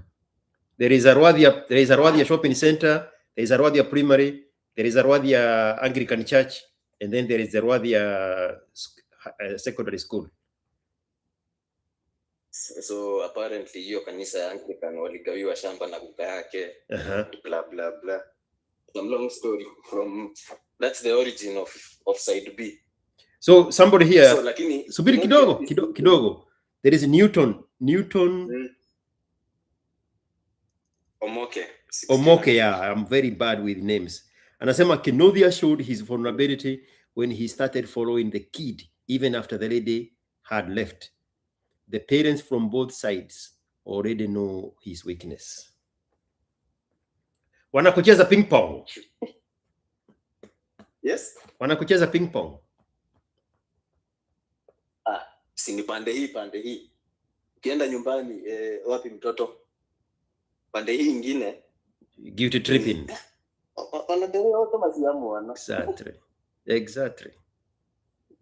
Exactly.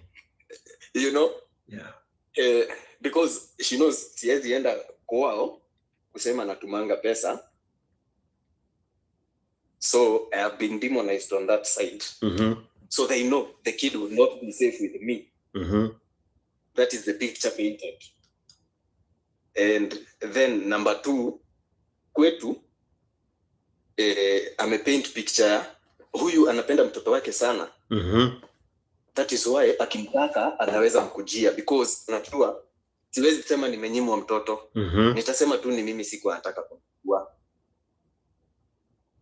Maybe sikai siku mingi, nakaa siku moja nirudi kazi.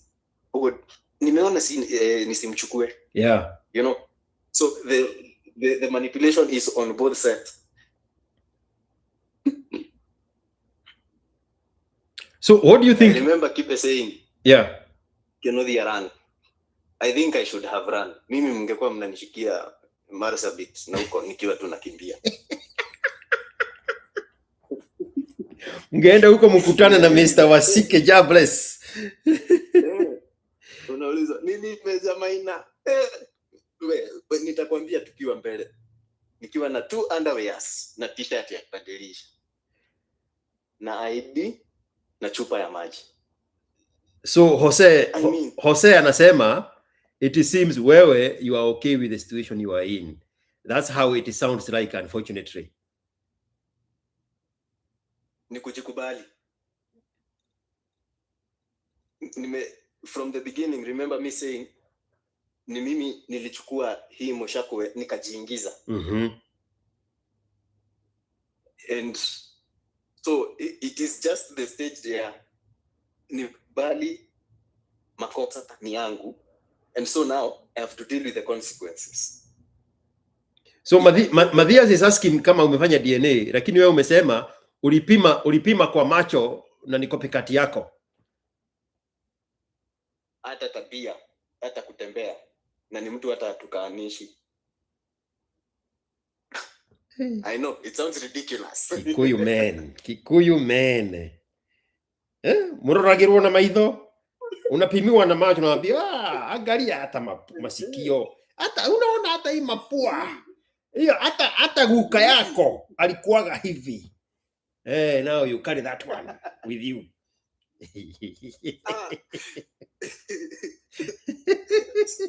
Litolewa. I come from a family of 3 boys. Litolewa picha zetu kiwa watatu when we were young. Na yake hapo kando. Unaambiwa unaweza tofautisha hao watu 4. Huyu ungeluka ungekuwa umetukosea. Sasa ni familia yako inakwambia hivyo? Sasa. Si my own mother. No way. When this is being activated by the mother, by my mother. Sababu kila kitu kidogo ikifanyika, hello mom, radhi ya terere. You get reported to mama. Mama is the one who activates you. I get reported, and I also report myself. Every small thing that I do. Are you of a single mother? Pana. Where is dad? He's around. Lakini, now this is where the plot twist is. Alidemoniziwa tukiwa wadogo. He went ahead and got baby number 2. Right now that I understand him, that was ilikuwa masculinity yake. Yeah. But then gambiwa hawapendi, ndio maana alioa mwingine. So tumegrow tukimresist. So hata hii activation ya wewe mama yako kusema kama huyu ungemtupa ungetukosea, it's because it's the projection of wewe kuambiwa ndo atuike kiubani tadhoguo. Exactly. Bas. Baba yako hakukutupa wewe, mbona ungetupa huyu? But remember on this aside, si unaona hata hakujangi, anaenda kwa bibi yake. We. So the activation ilianzia from when I was a small boy. Yeah. At around the age of 10, ndio mzae alianzanga, he started coming home akiwa amepiga chupa zake 2. He's the one who was under the money. He is the one who chose what to partake, and yeye ndio aliamua. Lakini tukananywe tadhoguo is the language. Yeah. In one moment, in that video, in my video of is a married man a weak man, that man at home, there are some packaged phrases that are always used to compare him with other men, to shame him and emasculate him.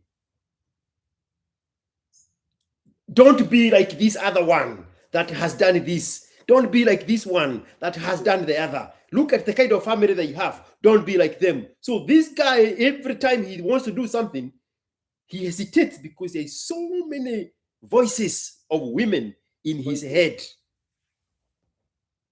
Good. So you can imagine the activation tuseme ilianza nikiwa na miaka 10. Of course it was much earlier. I was about 5. Yeah. And now I am 26. That's like a whole 20 years. So it is ingrained in me. It is part of my identity now. Singejitoka.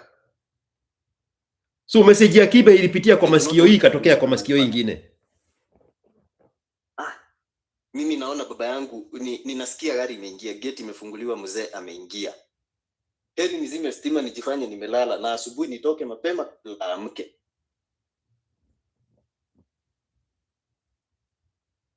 Kwa nini? I do not want to be like him. Mbona nikuwe kama baba yangu? Ninakuja nyumbani weekends peke yake, the whole of the other weekdays niko na baby number 2. That's what you are made to believe, except he is out there slaving for everybody else. Yes, and of course, until ikafika point akaanza kuuliza mbona hatumuongeleshangi.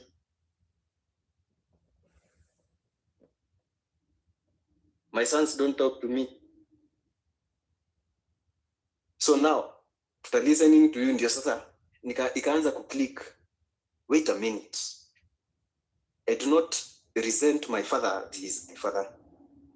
I resent him because something has been put in me to view him a certain way that I do not want to be like. And so I hate what I see in him through the eyes of another person. Na huyu ni mtu wamejuana hata kabla nizaliwe. I should have had my own view of as my father, not through the eyes of his wife. I should have seen him as dad. Sababu akiwa bibi mwingine, haibadilishi ya kwamba I'm still the son. lakini akiwa another wife, to the eyes of the first inakuwa ni a polygamous man. Baba yako hata akuwe na watoto 10, he still does not stop from being your father. And he's only a dad That to is you. what? He is only a dad to you. And I made that the same example on Father's Day Yes. of last year, 2025. And I say, and now in this reference, I was saying, take care of your mother. And I was saying, your mother is only your mother by yourself. Hata kama mko watu 9. Wewe peke yake, huyu ndio mama yako. So it's the same case. Hata kama wako na bibi wawili na watoto 20, yeye ni baba yako peke yako. Yes. If I called him today, he would not have to consult any of his other 4 children to speak to me. Wow. Because he is a father to me. Yeah. On my own. Ni baba yangu kivyangu. Lakini mimi, as a son to him, lazima nipitie kwanza kwa watoto waliozaliwa baada yangu. Mama rai ana modhe. Nipitie kwa bibi yake. Modhe rai huwa hana. Alafu sasa, in that dilly-dallying, you pick up all the negative energies and attitudes towards your father, yes. And then you frame how you're going to approach him. Yes. Yeah. No, or even say, hata sitashinda nikimpigia. Man. Akire sawa. So, this is activation from nikiwa mdogo. Yeah. Up to this point, sasa ndio mpaka sasa inaanza kufunguka after sitting by myself for some time sasa. Ninajiuliza, wait a minute. Ni nini hiyo yenye baba yangu alinikosea? That nilichukua simu nimpigie for 5 minutes tubonge father and son. Ni nini hiyo alinikosea? Siwezi mwambia ichukua dhao 2 kunywa bia 2. Lakini madhe akipiga simu, maana domo go die. Na sina pesa, unaweza nikopesha dhao? Of course you know the language of mothers. Nikopesha means nipatie na sitawahi kukurudishia. Na nitatuma ASAP. Ukwenda kugirio imwe. Na nyuma na matano hiyo. Lakini my own father kuchukua simu yenyewe kumpigia hata nimchulie hali. Siwezi. Wow. It's messed up. So I was about to jump the gun maybe 70 minutes ago when I wanted to ask you then. So now this is the appropriate time to ask you the question. What do you see to be the end game for yourself?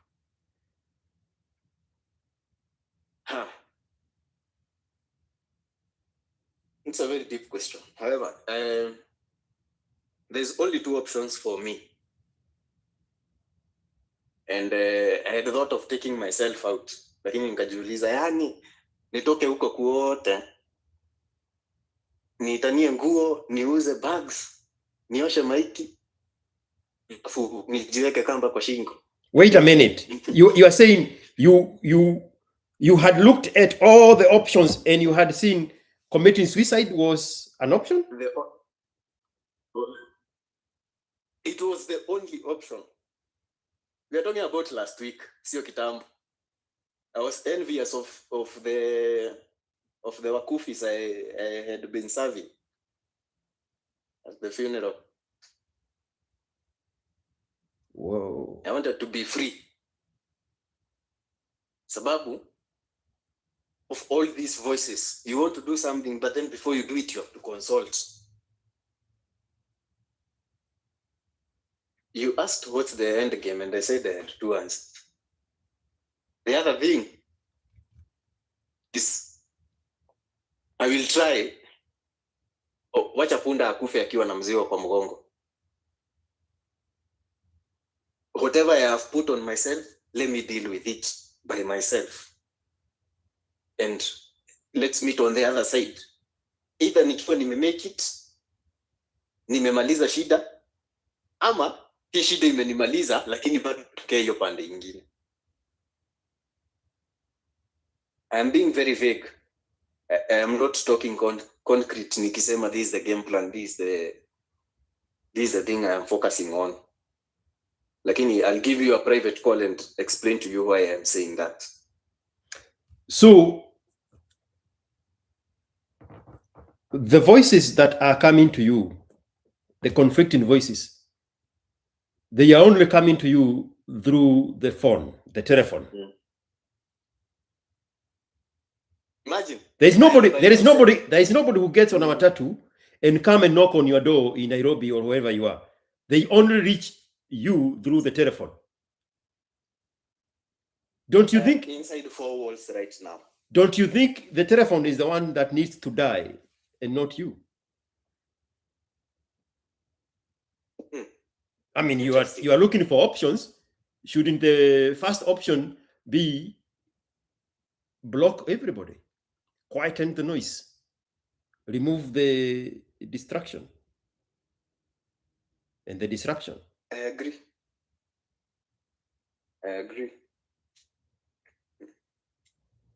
Sababu, if it was not for the phone, I mean, all this noise would have died out. Have you watched my short clips on TikTok and X, where I said cut the wrong people out of your life? I follow you on X. You show the three little messages. Yes, the ones posted today. Yes. Yes. Bro, I never struggle with cutting people out of my life. I look at now somebody like you and I'm like, why is this a big issue? There is a block button. You don't know how to build a block button on a phone. You don't know how to build a block button on X. You don't know how to build a block button on IG. You don't know how to put a block button on TikTok. They put it there for you to utilize it. And you are there struggling with the decision of putting the block button to use, to continually entertain useless people in your life. You called them in the morning. It can never be me, bro. It can never be me. Not in this life, not in the next one. Not in the next. Nope. And you know, people now, majority of the people are the disruptors. Majority of the people have given up on being great. They want mediocre, low vibrating lives. They are the loudest when you bring up the issue of blocking people from your life. They are the loudest because they are the ones that get affected by the block button. They are comfortable wasting life with you. Now, in your case, they are not just wasting life with you. They are not just giving you sleepless nights and giving you hell. They are pushing you to a point where you want to kill yourself. Jiuliza maswali mingi sana, bro. Block button is the magic button that has ever been created. It is better than the nuclear weapon button because America is not using the nuclear button. Japan is not using the nuclear button. China is not using the nuclear button. USSR is not using the nuclear button. But me, bro, by the end of this space, I will have blocked some people here. And I won't feel a thing. Nobody fucks up with my peace. Nobody fucks up with my sanity. Nobody qualifies to be the person that disrupts my peace and my sanity. Nobody. You people have problems and say, even your mother, even my mother. Even your children, even my children. Nani mwingine nikutajie? Zero human beings. That person does not exist, and I will make sure they will never exist. Somebody to disrupt my life. This piece here, that can be anything that I want, anything, with the full extent of the potential of anything. Nobody can come in between this. Haitawahi fanyika. Now you are here. You have been milked dry. All the family members from both sides have turned against you. They have combined forces with the mother of your children. And you are the one being pushed to the wall. You mentioned the Puda ikufe na mzigo. The Puda that has been overburdened is the one that wants to take itself off. Yeah. Why not just take the load off and enjoy the difference? This is the moth flying into the fire. Brother. After being enticed by the light. Brother. What are you saying, bro? Mimi maisha yangu ni sacrifice because of the external factors of other people. I don't know what that means. They need to show me by example, by them committing suicide first. I'll be like, hiya, I am that bad. I forced the people to kill themselves. Hey, devil, you are fired. I am the devil now. It will get to that point before I say, namaliza maisha yangu sababu ya external factor ya mtu mwingine. I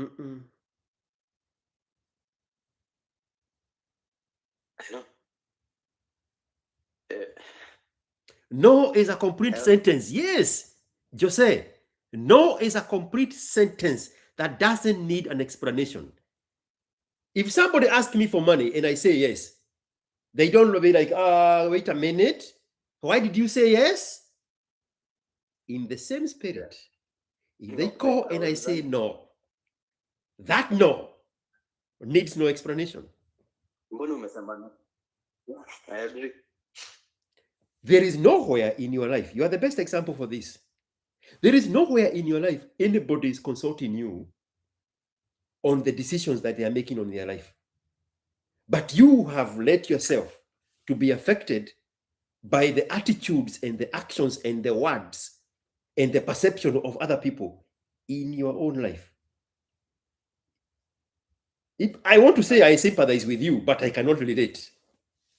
I don't know what that means. I don't know what that means.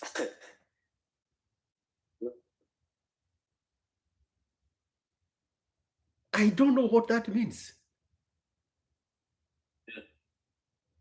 Mimi hakuna mtu amewahi nipigia simu ama akanigongea mlango akasema maisha yangu inaenda hivi na sijui ile kitu nitafanya, nimekupigia nichukue opinion yako. Sijawahi. Why do their opinions matter in my life? Jiulize maswali mingi sana. Do you have 5 minutes? I want to take a break. Yeah, go ahead. Let's take a break. If you are here and you have not liked this stream, 69 people have. The rest of you have not. This is your moment to send M-Pesa. I am about to read the M-Pesas. My M-Pesas are rolling today, fortunately. Yes.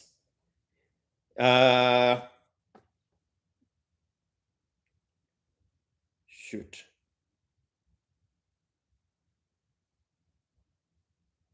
Do your family members know you are sending this money to me? No. No, somebody here has sent me. My account has been hacked. What is happening here? And Mr. KCB1, get on my text and tell me you are the one who sent me the KCB1 money. And the other one calling themselves Frex1 also. And somebody else. Cooperative B2C. I want to put a face to your M-Pesa. The rest of you, be like Mr. KCB1, be like Mr. Frex1, be like Mr. KCB B2C. To M-Pesa. There's something else I wanted to do.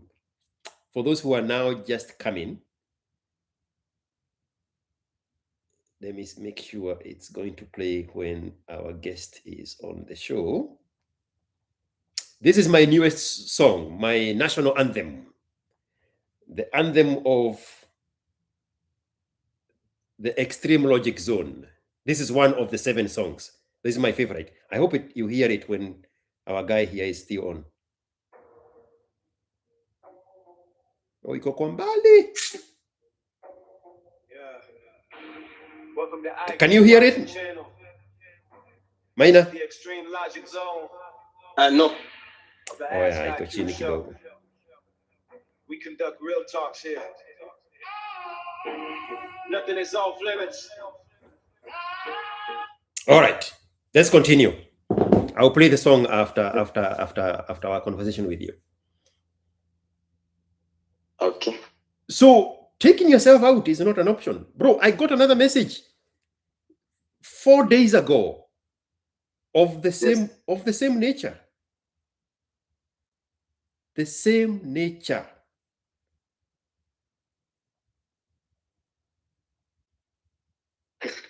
IQ, I want to give up. I asked them which part? Life. Nataka kujitabariza. Kujichomoa.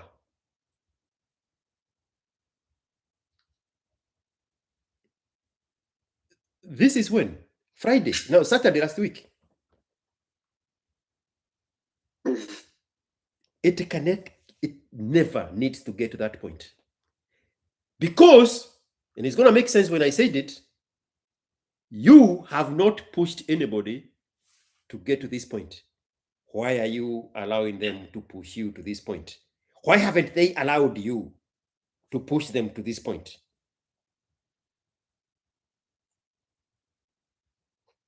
It does not need to get here. And you know, we can even misuse words and say, this is the last resort. Never. This should never be in the plans. You hear what women keep saying, right? Hata nilikuwa nataka commit suicide.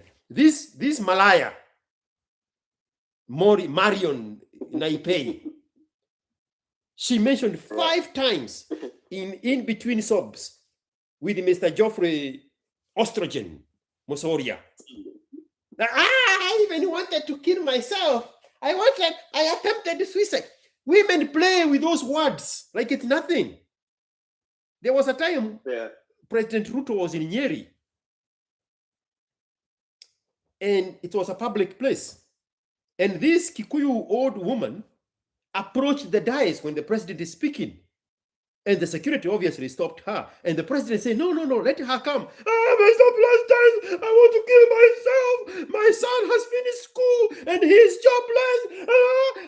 I don't want to live in this world and watch my son suffer. Okay, mama, sawa. Tutaongea na wewe. The president called one of the local politicians, maybe women rep, and say, pay your story kwa huyu mama. When the cameras caught up with her, then the regular mainstream cameras, TV cameras, and we heard the story about this son that is suffering so much that she doesn't want to see him suffer. He would rather kill herself. The son was doing just fine as a makanga in Nairobi. The son was seeing the drama on TV about the mother pretending she would kill herself because of him. He was like, no, it's okay. I finished school, there are no jobs, but I'm not sitting idle. Nilijituma. Mimi ni makanga. Na maisha yangu inaendelea.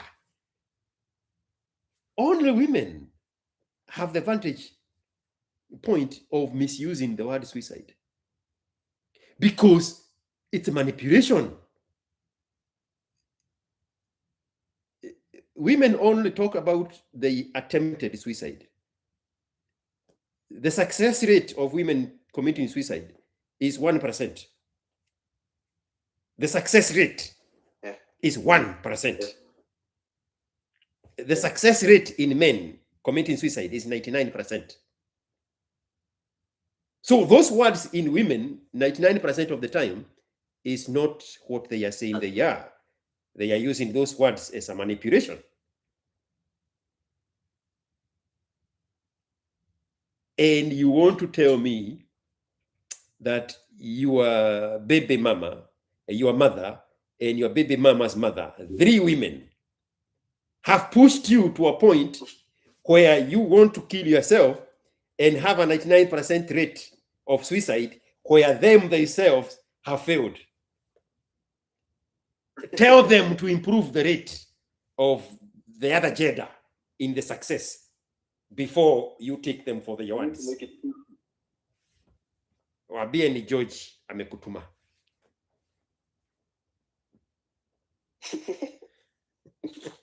Wafanye vile watafanya.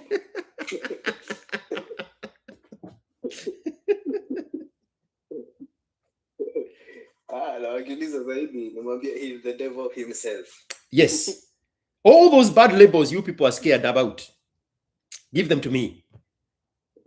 Give them me all those labels. Give them to me. Me, I don't have problem with labels. I discovered a long time ago they are meaningless. The moment you accept the label, they run away. Because the intention of the label was just to guilt you. Was just to shame you. Yeah. What if they cannot guilt you? What if they cannot shame you? Those labels become useless. I know that. So I want those labels.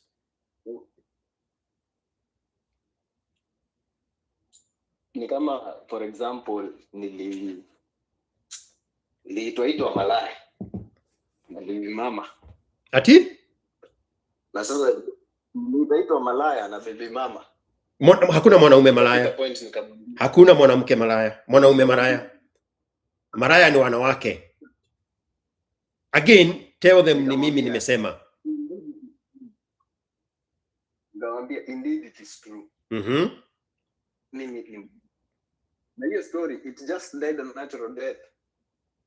That's it. It's useless. Once you accept the label, now they don't know what to do with you. The label is supposed to scare you. Misogynist, chauvinist, women hater. When you follow up with, okay, now I'm a woman hater. Is there a jail I need to report to? Today or yesterday? No, that conversation dies. You're supposed to be scared. You're supposed to defend yourself from an empty label. Sio mimi. Mimi ni hiyo label. I am that label. I will change my profile everywhere to reflect that label. So we see where that one goes. I have done several of those several times. It goes nowhere. You want to do it? Haitakuwa mara ya kwanza. We. Yeah. It's a roller coaster.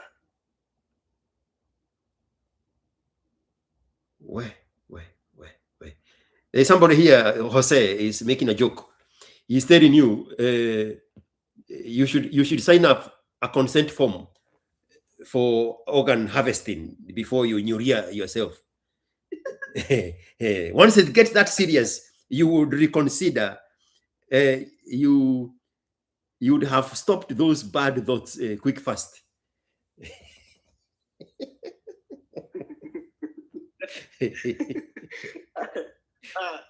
I mean, I wouldn't mind kupeana kidneys. Unapeana nini? Unapeana nini? I'm in the business of trafficking hearts. Is your heart healthy?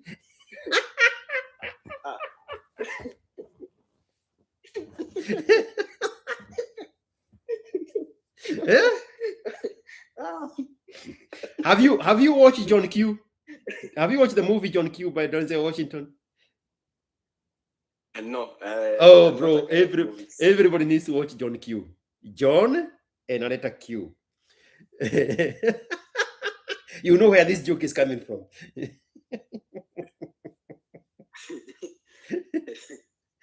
Where? Ni serious.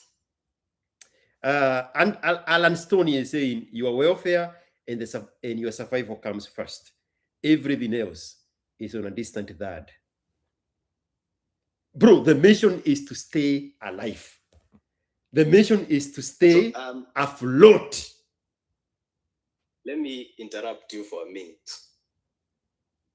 Hapo kwa putting yourself first. I tried it. Hey, uko na viatu pea 8. Kila wakati ukikuja unakuja na trouser mpya. Because at the end of the day, si mimi ndio najitafutia. Oh, it became too much. I can't even remember the last time I bought myself a nice shirt. No, the problem is not you buying yourself a new pair of shoes or pants. The problem is you showing up. You are the one taking yourself in that space where you get disrespected. The problem is you. Wewe ndio unajipeleka kudharauliwa na kutusiwa na gushonorwo na weta wata gushinorwo. Wewe ndio unajipeleka. The problem is you. These people never follow you to where you live. They call you on the phone, cut them off. You go to their space, stop going. Ama kuna solution nyingine ulikuwa unagoja Yesu asulubiwe mara ya pili akupee solution?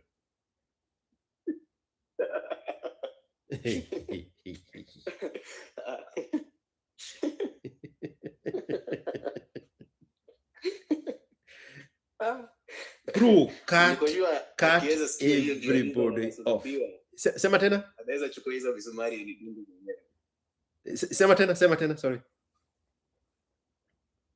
I'm saying Yesu hata akiweza sikia hiyo ndio the reason anasulubiwa. He would rather aninyonge na mikono yake mwenyewe. Bro, lakini asikufe for such a pure reason. Jesus are you watching me? Look at the camera. Yeah. Jesus is listening to your story and he is doing this. Kenodia.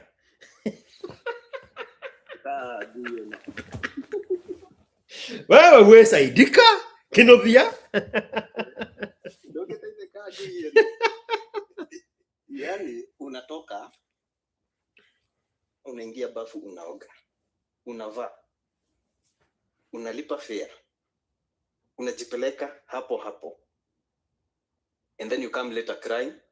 Umedharauliwa, umetusiwa. Kenodia is a Kenodia. You got shamed. This is the sign language. You got shamed, you got insulted, you got guilted.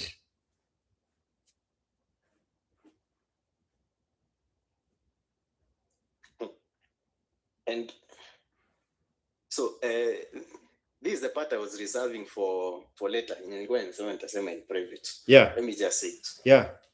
Wenye wanakuja kile watafanya. So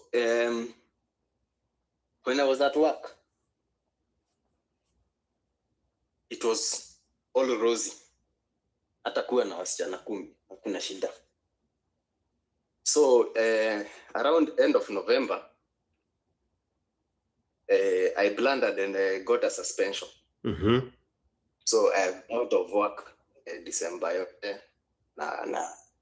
this part of January. That is why I was telling you I've been with Kijana the whole of December. Mm-hmm. And sasa, now is when sasa I'm seeing those colors. Yeah. Umekuja tena. Okakogiraki. No. Because now I am not making what I used to make. So I'm not showing up in the way I used to show up. Yeah. Hakuna ile kuna 10,000 hapa shika fanya kitu. The well has dried up. And so I am now a nuisance.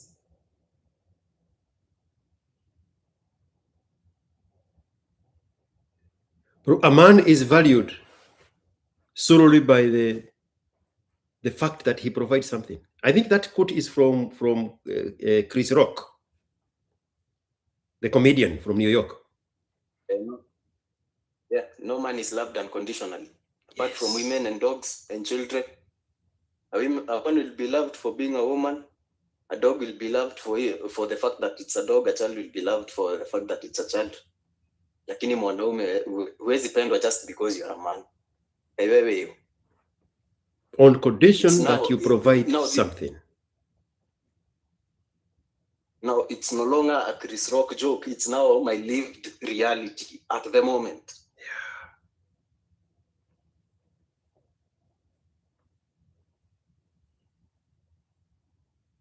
But this is a better opportunity for you even than before, because now this will offer you an opportunity for a paradigm shift. Chance. Yes. So that when you fix your life, men fix their life all the time. It's the only thing men are known for, turning things around. Now you have seen the true colors that you had not seen before because you are too blinded by chasing after your son. Now you know your only value is when you're providing something. So when things start going up for you, don't forget this one. So you are in your head, you have to keep the situation that it is still bad. And you keep it in perpetuity. And when I was talking to Kibe in Nairobi, in our first YouTube live, I reminded him that he is the one who gave us that formula. Just call everybody and tell them, umepoteza kazi, and now you're going to say, this is not an example, now it's a lived experience for you. Umepoteza kazi, na ile pesa ulikuwa nayo umelipa madeni, na bado hujapata kazi ingine, itakuchukua miezi 3 kujipanga. Nobody is going to bother you anymore. No more phone calls. They are going to move on with their life. This is your opportunity now to put that in practice. Disappear.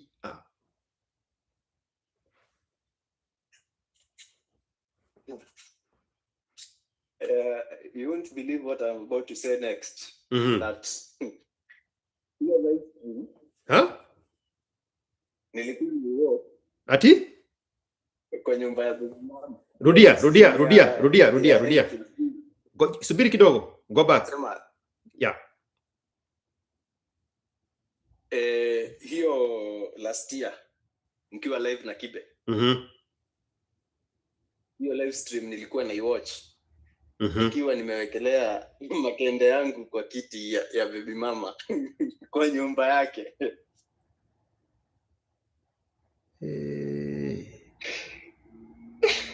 Ganovia, maybe you need to call Ganovia. Call Ganovia, call Erika Amodi,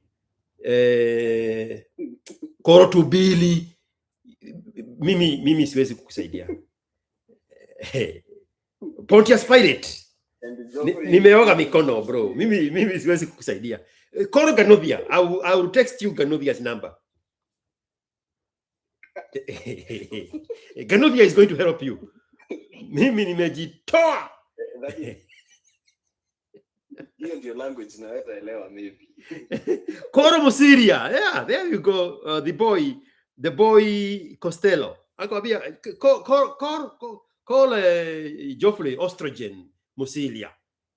That one is going to help you. Mimi sina uwezo. Tuende live na mimi hata hii video nitaidelete. I don't want to be associated with you anymore. Mimi sitaki watu in 10 years waone nikikaa chini hapa nikisikiza stories zako alafu afike kwa hii section pahali umesema ulikuwa umekalia sofa set ya bibi yako kwa nyumba yake Nairobi, Murang'a, ukisikiza Kibe na George. Sitaki watu wajue ni mimi ndiye huyo George ulikuwa unasikiza. Hii video mimi na delete. Nimejitoa kwa hii story. Mimi nidikoe na ndiye ndako igua. Na digo kogea.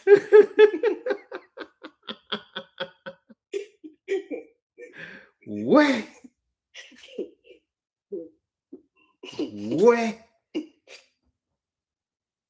na huko unakuwa disregarded and dismissed and insulted and disrespected. Sasa unaweza toka sababu unataka kuenda kazi. There you go.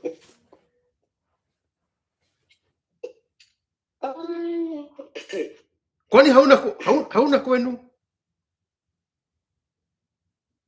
Ama huko hata hakuna amani, because the same voice of mama is everywhere.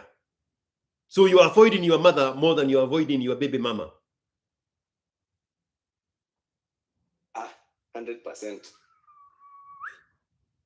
We. Simu ya mama yangu inaweza ingia 20 missed calls. Lakini yake ikiingia hata nikiwa juu ya mtu, heri niiwache kando kwanza. Na sahi, so I'm very sure when you went back to her house in Murang'a, she was saying, kwa nini hukuenda kwa hiyo maraya yako wenye wanakula pesa yako ukiwa na kazi? Mbona hukuenda Nairobi? Hiyo swali nayo nimeuliza mara mingi.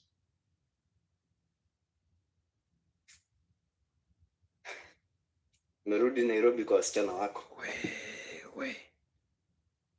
We.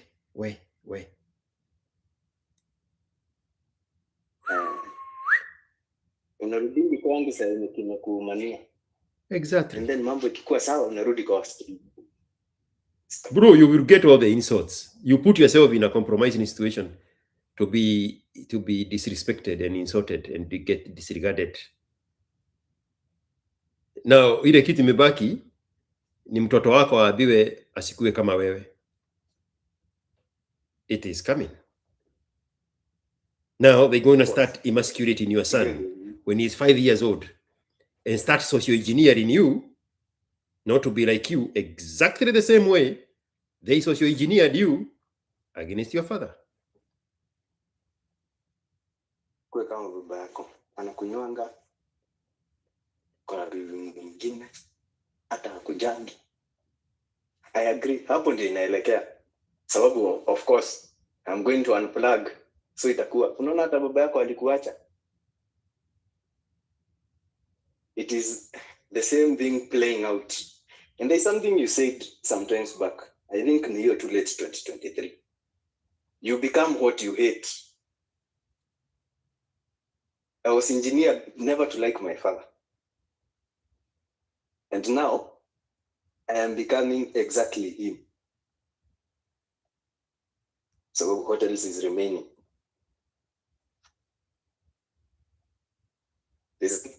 How old is she? Turning 26 this year. And you are 26 also. Are you still there? Yes, I am. So both of you are the same age? And I'm also 20. Yes, more or less the same. Tumeachana na miezi 9. Bro, listen to this conversation.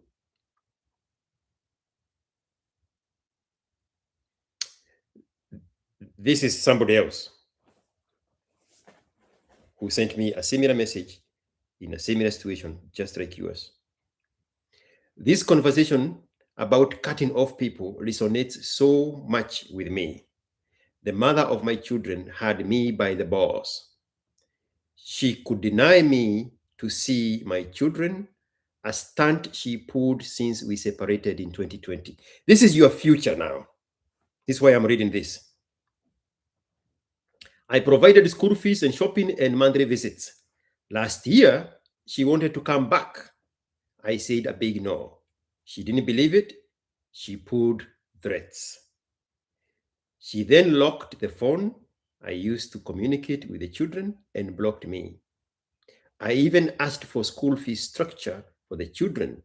I just received blue ticks. Since November, I also didn't communicate. I never paid school fees, neither sent shopping. I have not communicated with them. I just asked them, How old is she and what is the age difference?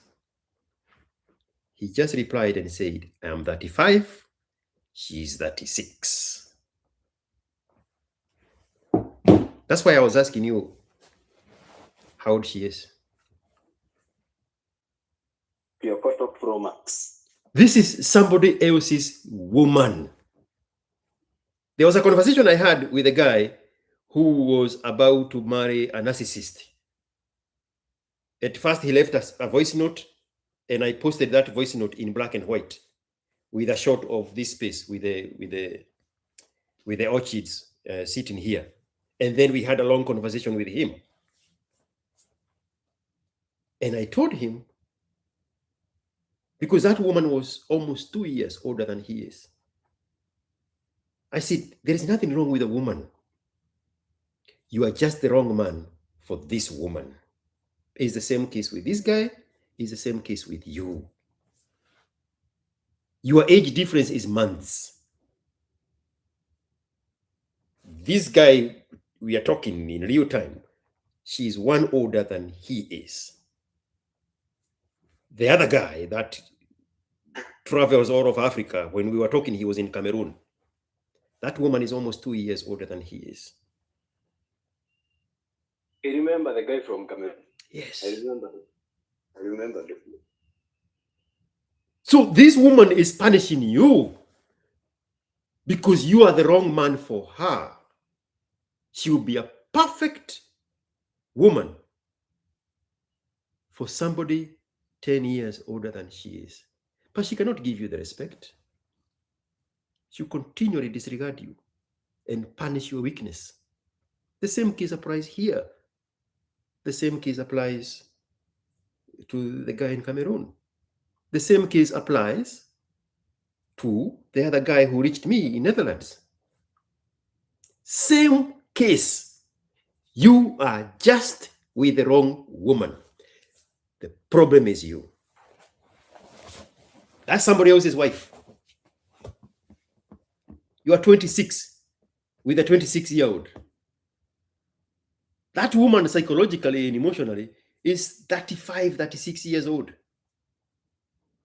That's where you will be for you to have the mental fortitude to handle a woman at 20, that is 26 years old. That is my point. But the modern man has been sold to marry classmates, high school sweetheart, college sweetheart, same age, 1 year difference. And in instances where the women are slightly older. The story you are saying you listened to, when I was talking to Kibe, we brought up Chipukizi. And we said in the context that Chipukizi was pulling a big dog, too big of a dog for him. That is somebody else's woman. That's the situation you are in. And now she is punishing you because in her head, you wasted her sexual marketplace value by getting her pregnant before she could access a better man. So she will forever punish you. Women do not change. They run out of options. And in her head, you hastened the process of her running out of options. Because if your son is almost 4 years old and she's 25, you met her at 2021, you took everything away from her. The wrong guy. Your job was only to have sex and move on. You made her pregnant and you completely took away her opportunity to participate in the exchange of values in the sexual marketplace value. Because you at 24, 22, you do not have any value of your own. That is my point. You do not have any value of your own to participate in this marketplace value of exchange of values. She is at the height, at the prime of her sexual marketplace value at 21.22. You at 21.22, you're at the bottom of the barrel. And now you fucked up her life. So she will continually punish you for taking away her chances to participate in a better footing in the exchange of values in the sexual marketplace value. As long as you stay in touch with her, as long as you invade her space, her role until Jesus comes back to save you will be for her to punish you forever. And she should, because you fucked up her life. You had no business at 22 impregnating a 21-year-old. You do not have any value of your own to communicate with her. You should have stayed away and built yourself to a point where now you have enough value of your own to participate in the exchange of values. You took somebody else's woman. You disrupted her natural process of hypergamy. So now, where is she going with a child, with a 4-year-old son that looks like the ex? There's nowhere for her to go trade her value. You took her value. There is nowhere to hypergamize. You completely stagnated her life. You deserve every punishment that is coming your way because of the original sin. On condition, you stay in touch with that. Kibe told you when the woman had not given birth, Kenovia ran. When she was months pregnant, you came on Kibe's face and Kibe told you, Kenovia ran. If you had removed yourself from the equation, she would have seen clearly and she would have aborted. I support potentially her getting rid of your poor seed so that she can reset her clock to now have a chance to participate in the game of hypergamy at 21, 22. Do I need to repeat what I just said so that somebody doesn't think I misspoke? She should have gotten rid. She should have gotten rid of your poor seed. You fucking poorer. She did not swindle your seed. She did not swindle your seed. You bombarded her with your dick. You bombarded her with sex. And she lost sense of herself. And she let that poor seed germinate in her. And now it has fucked up all her life. She cannot hypergamize to anything. Who wants a woman with a son? A Kikuyu woman with a son. The Kikuyu part is intentional.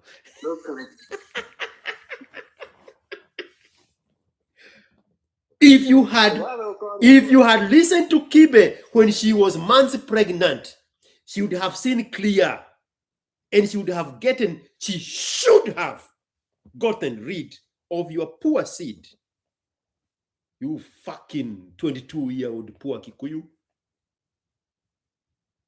And she would have gone and reset her life and come back new. Like 99% of the women in the marketplace now, with a minimum of 3 abortions. Ndio msiende ukisema George was advocating for abortion. No, I am a social observer. That's what women are showing us.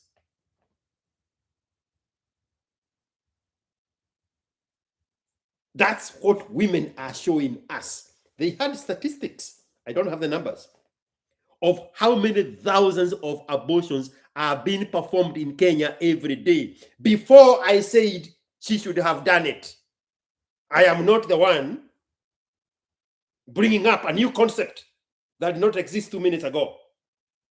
I'm a social observer. This is exactly what they are doing. They are getting rid of the seed of poorers like you on the daily in thousands. but you bombarded her with sex and sweet talks and promises of a better place. You took advantage of her because this is for the feminist. Close your eyes. I'm now auditioning for the feminist. You took advantage of a 21-year-old that was clueless. There is another word I'm looking for. Kizungu inani karanga. They didn't know what they were doing. What is the word I'm looking for? Naive. Yes! It's my cookie points for the feminists.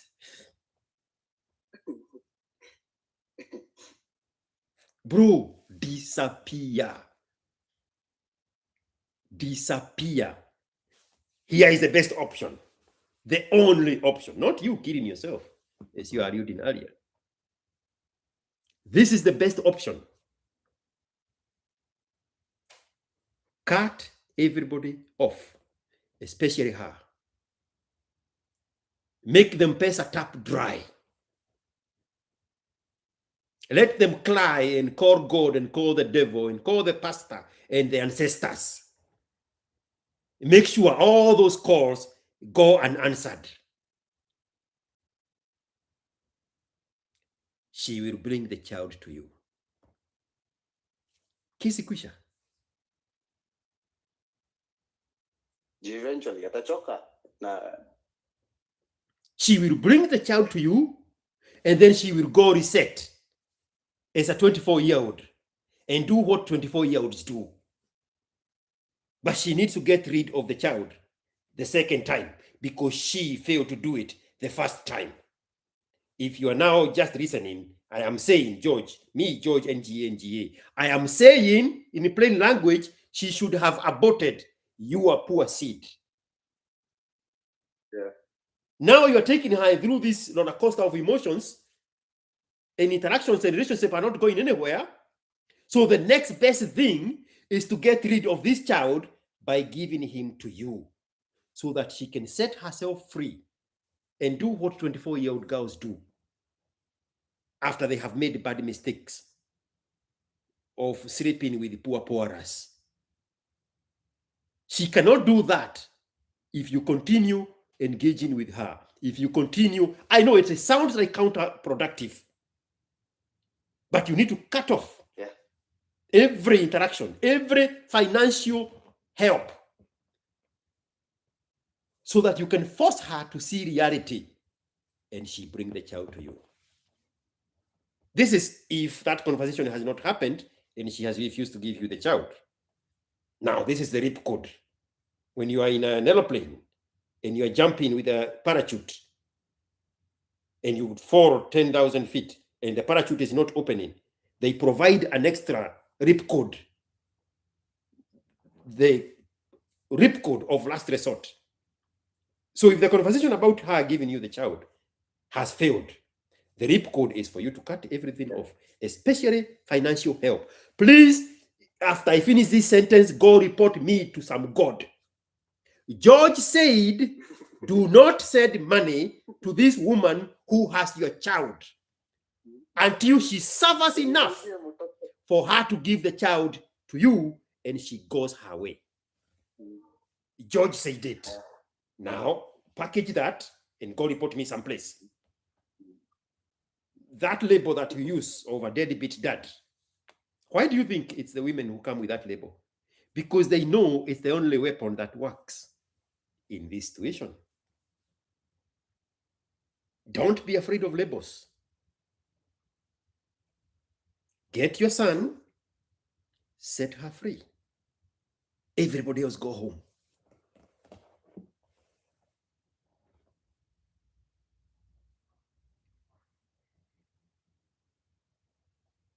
Ikizidikana sema ni George alikupea bad advice. Me, I want the bad things.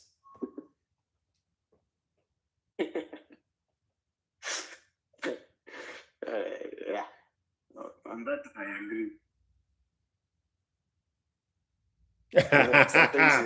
Product TV is saying, even if you are offered for somebody to do a DNA, you would not agree to it. And he says he knows it for sure, but he cannot prove it. Your Kenodia dome is showing. Mr. Promax.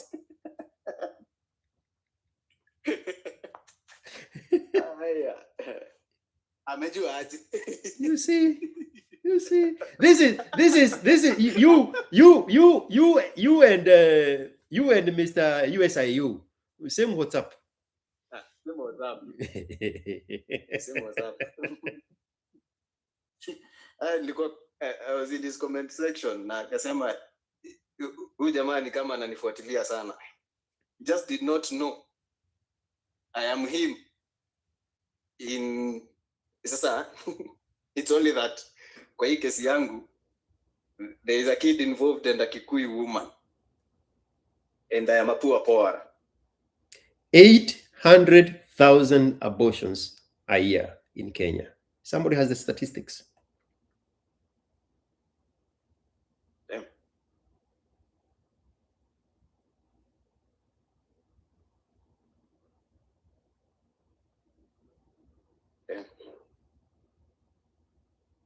Now, I'm starting now to see things in clarity. You know, I was in this echo chamber where I only nitpick the information I want to pick. You know, before you finish that sentence,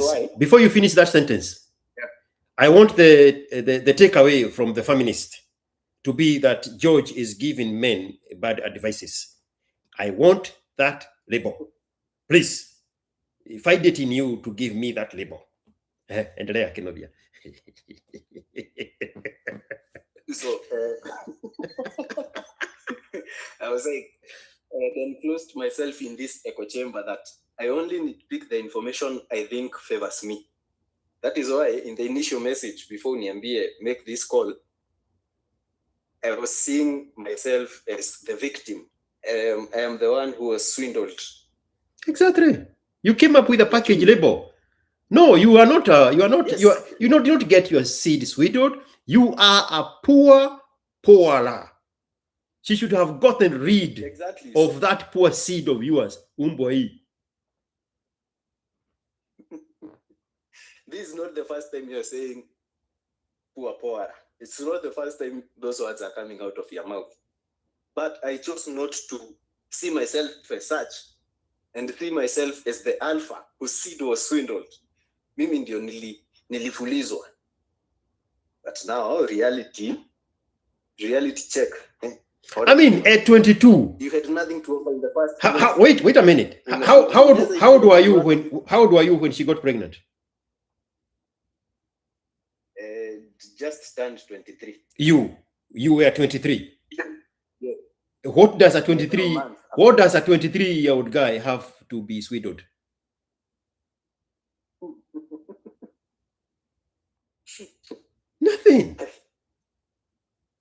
Nothing. This is Romeo and Juliet love. This is not the category of seed swindlers. She should have known better. Of course not. If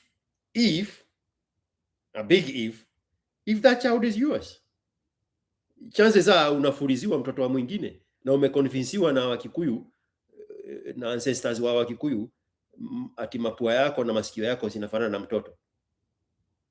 But again, somebody pointed out, if you offered a DNA test, you would not do it. I am not in the business of offering people DNA test. You continue doing what you think you are doing is right. You ni shida yako gui, you know. People was offering the same for free. For you. Even offering anonymity. For you. When he was doing the shows, but I was hesitant. Wait a minute. Are you telling me Kipe had offered you a DNA test? Not exactly me. There is a time he was doing that on the show. I remember. He was offering DNA tests. Yep. Na sasa mimi kwa akili yangu, despite being a follower and a participant, nikajiuliza, yani Kipe is breaking families. Haiwezi kuwa. How do you wanagongewa? Mimi siwezi gongewa. Exactly. You see, now you are leaning to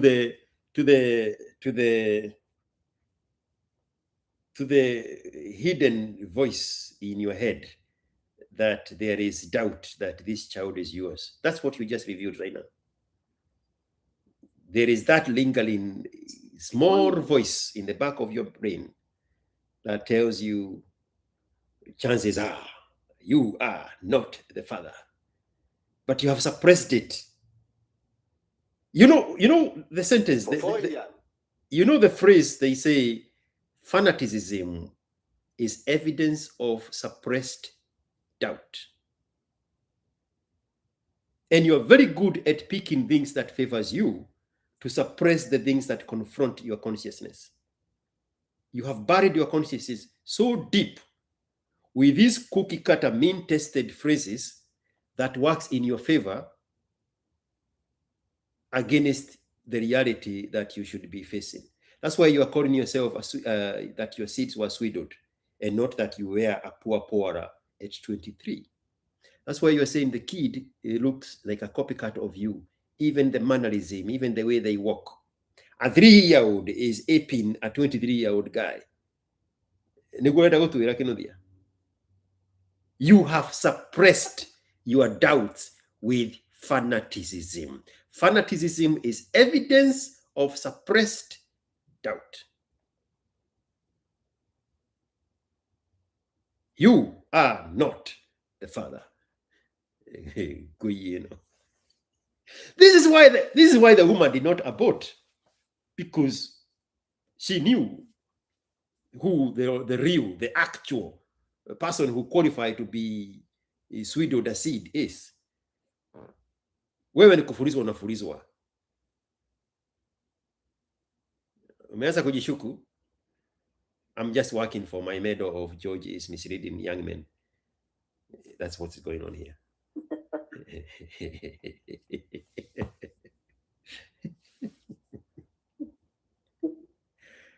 Yeah? Tell us that story that you have. She has one time told you, kuna kitu aliniambia nikajishuku kama mtoto ni wangu. What is that thing she said in the midst of her emotional outburst? It was not necessarily something she said. It was just mimi ndio nilijiconvince, maybe, just maybe, for the benefit of doubt, anaweza kuwa sio wangu. And then December kaniuliza, unashafikiria kufanya DNA? Kasema mimi nimeachana wewe Kinovia. I am out of here. Ongea peke yako. Ongea na hiyo watu wako hapo. Talk with those people there. Mimi nimemalizana wewe.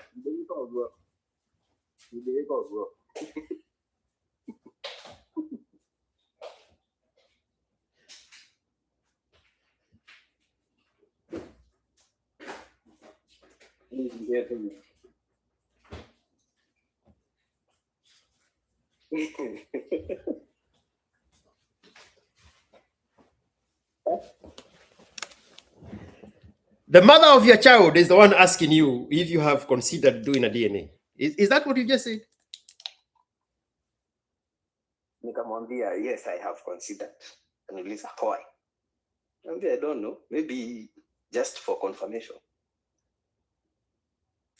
The conversation went silent from there.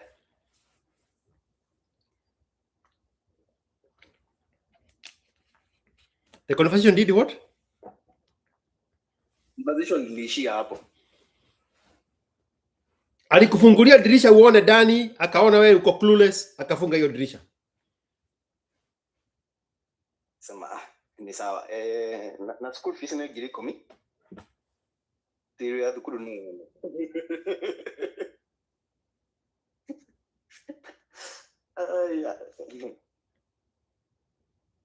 Na kuna vitabu wanahitaji, hiyo utanitumia direct. Kiatu nitajua vile nitanunua. We. I know.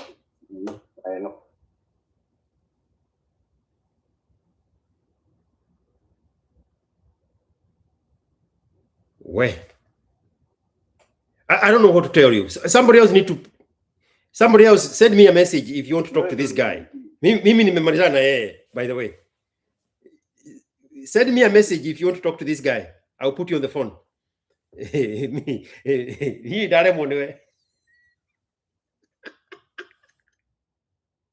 What?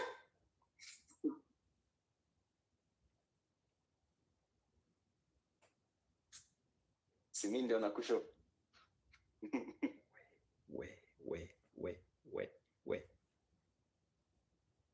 Yani, she knows that you are that clueless. She is edging you there to go discover for yourself. You know, that story is very common.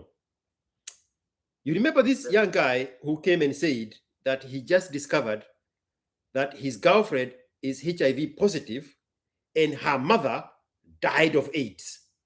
Do you remember that story? Yes, I remember. It was about around November, mwanzo. She left. I remember. She left the death certificate of her mother in this guy's house so that he can discover that her mother died of AIDS. She left the appointment card where she goes for the clinic, for HIV clinic, where they put the stamp and the time and the dates and the medicines. She left it where he can discover them. Dio ajijazie that she has AIDS. What is the difference between that and what you're telling us right now? By the way, have you considered doing a DNA test of this child of ours?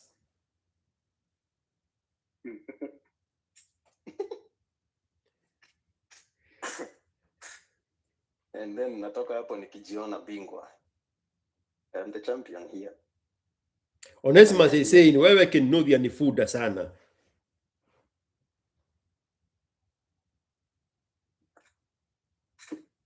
I'm all of those. Sababu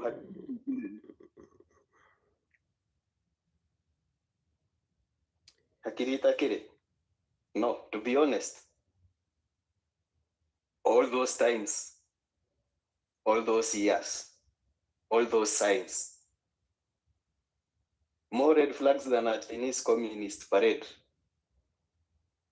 Lakini najiona si mimi ni bingwa, mimi ndio nilimuweza.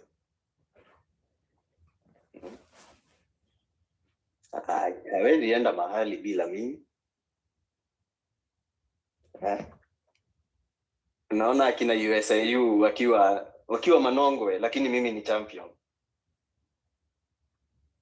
Sababu in my bubble hakuna bingwa kuniliko. There's no champion bigger than I am.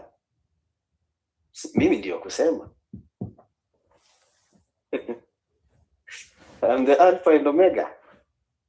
Nini mnaniambia? Siomi. Mwimaitho wa mutionaga guisi now being me. And of course, it is not the first time it's happening. Lakini si mjinga anagojeanga asome na yake.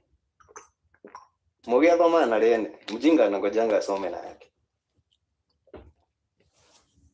All because I am suppressing my doubts. What if maybe sasa nikifanya hiyo DNA na nipate ni wangu. Sasa nitasema nini? Now you're getting the picture of what has been in my kiongos.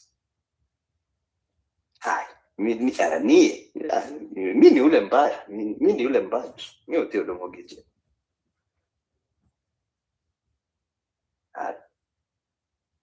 Mimi ni ule si.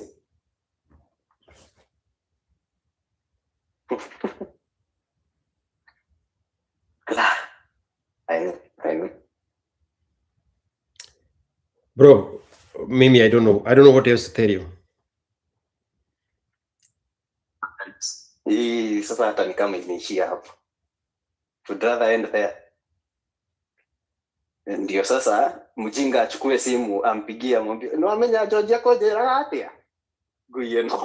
Oh no, I'm not worried about that. Yeah, I want to be accused of giving people bad advice. I have an empty shelf. I have an empty shelf to put that medal. Yes, that one I want. I mean, I am saying for this conversation, nichukue simu nimpigie, nimwambie unajua ni aje, mimi George amenimislead. You know, you are the one for me. When you are that, there's none like you.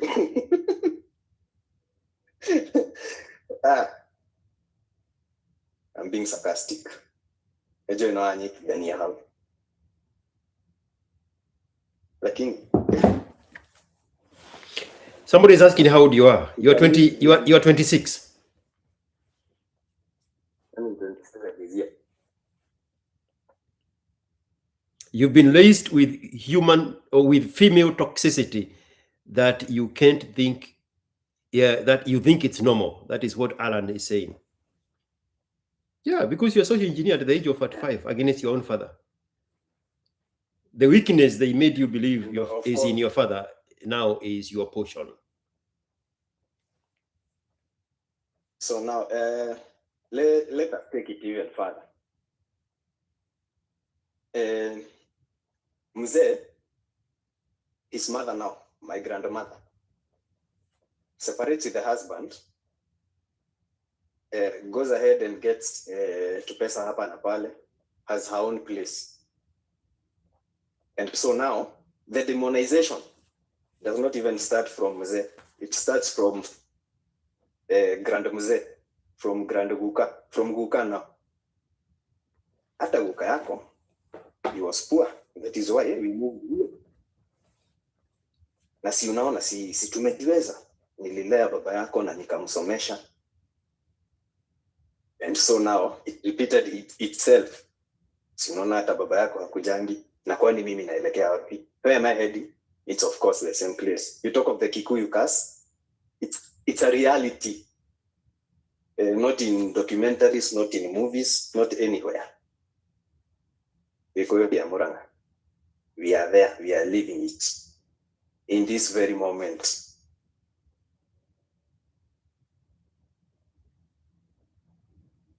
And the fact that Mzee does not come home frequently is, of course, he's running away from the noise of his mother, which is exactly what I am doing. I am running away from the noise of my mother. But now, yeah, at least he went and established himself elsewhere, second wife. Maybe I'm running into the arms of my baby mom. So it's a pattern. And of course, as you say, what we are lacking is information. And maybe we are just speaking what we want to hear. Not maybe, it is the reality. We are picking what we want to hear. Sisi tunataka kujiona mabingwa, sisi ndio tunanyang'anywa mbegu. Instead of saying it the right way, wait a minute. Wewe hata labda ni tasa, unalea mtoto. You are shooting blanks. Lakini unalea mtoto. In a very fancy private school, napikiwa na nadropiwa na basi. What do you mean? Utafikiria kufanya DNA? Taking that kid to that school, taking that kid to that school was not your idea. It was her idea. Correct? Yes. Because it was made to look like my idea. It was made to look like my idea because hizi shule za hapa si nzuri. Because that is where the father of the child chose to take the child. So this woman had to come and sell that idea as if it was your idea. But mwenye alikuwa seed swindled, mwenye akona resources, hiyo ndio class yake.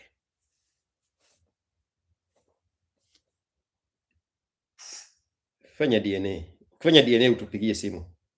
Saa hii tumechoka na wewe.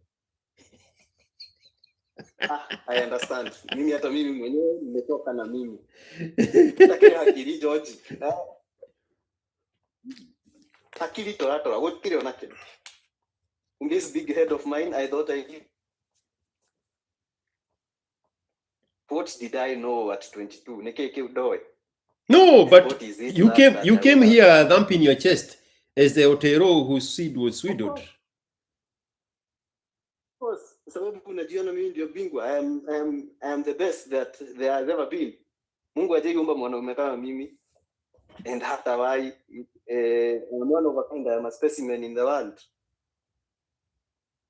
What do you mean? Mimi, I am the one who was favored in my kiongos, empty head. So let me ask you, 2 minutes, 2 minutes, and we are done. Yeah. If you were me and I was you, if you were me and I was you, what advice would you give me?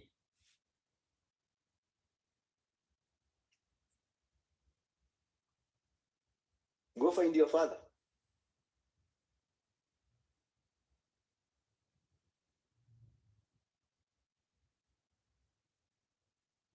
That's Go find it? your father. That's it? There's nothing Go else? find your father. What would you tell me to do with the baby mama?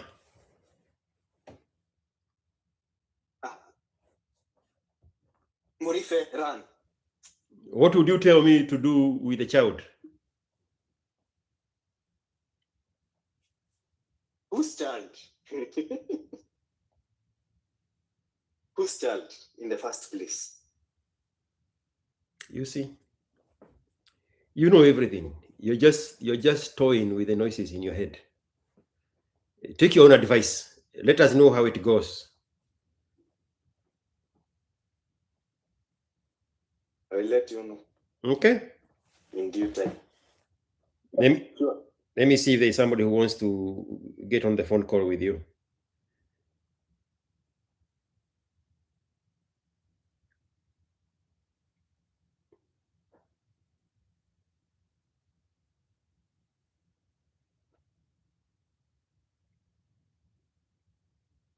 One moment.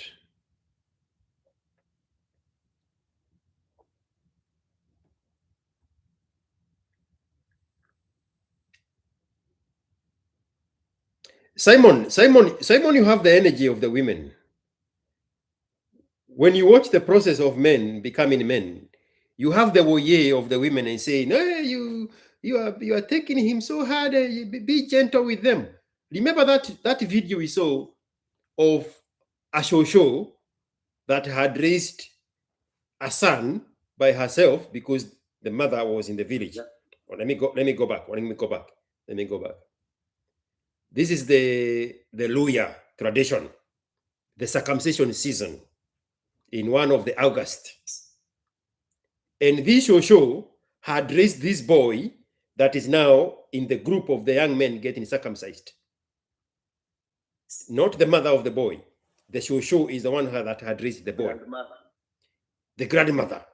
And she invaded that ceremony of circumcision to plead with the circumciser to be gentle with this grandchild of hers.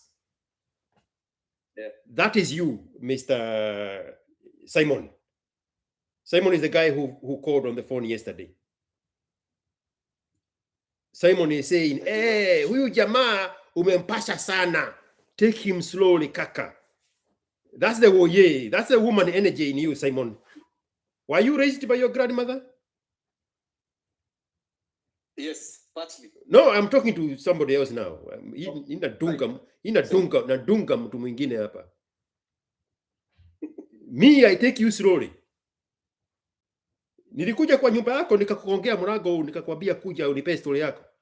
Ndio nikuteki slowly. Mimi sio wenu. If those people have not driven you to suicide, I'll probably be the one doing it. Me, I'm not nice. I'm real.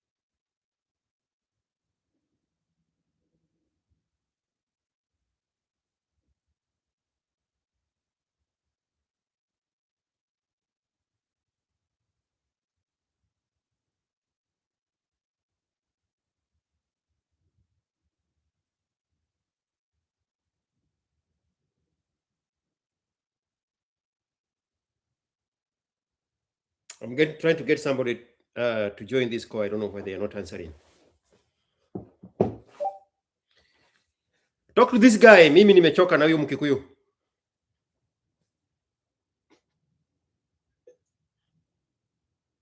Sasa ikiwa mimi niambie huyu ana saundi kama wazimu anajiongelesha. I know. Mimi ni wazimu.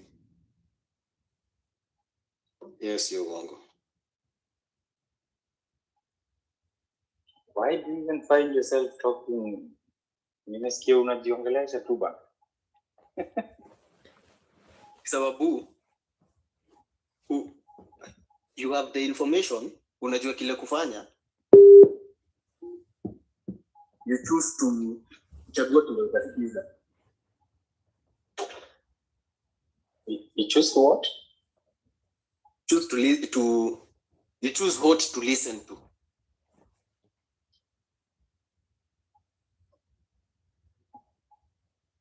So what are these things that you choose to listen to other than the ones that you know?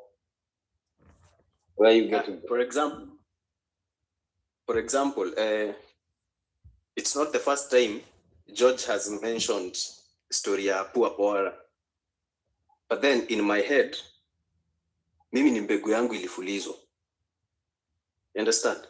As in, like, I choose the bit of information that I feel favors me. Whereas there is the lived reality. No.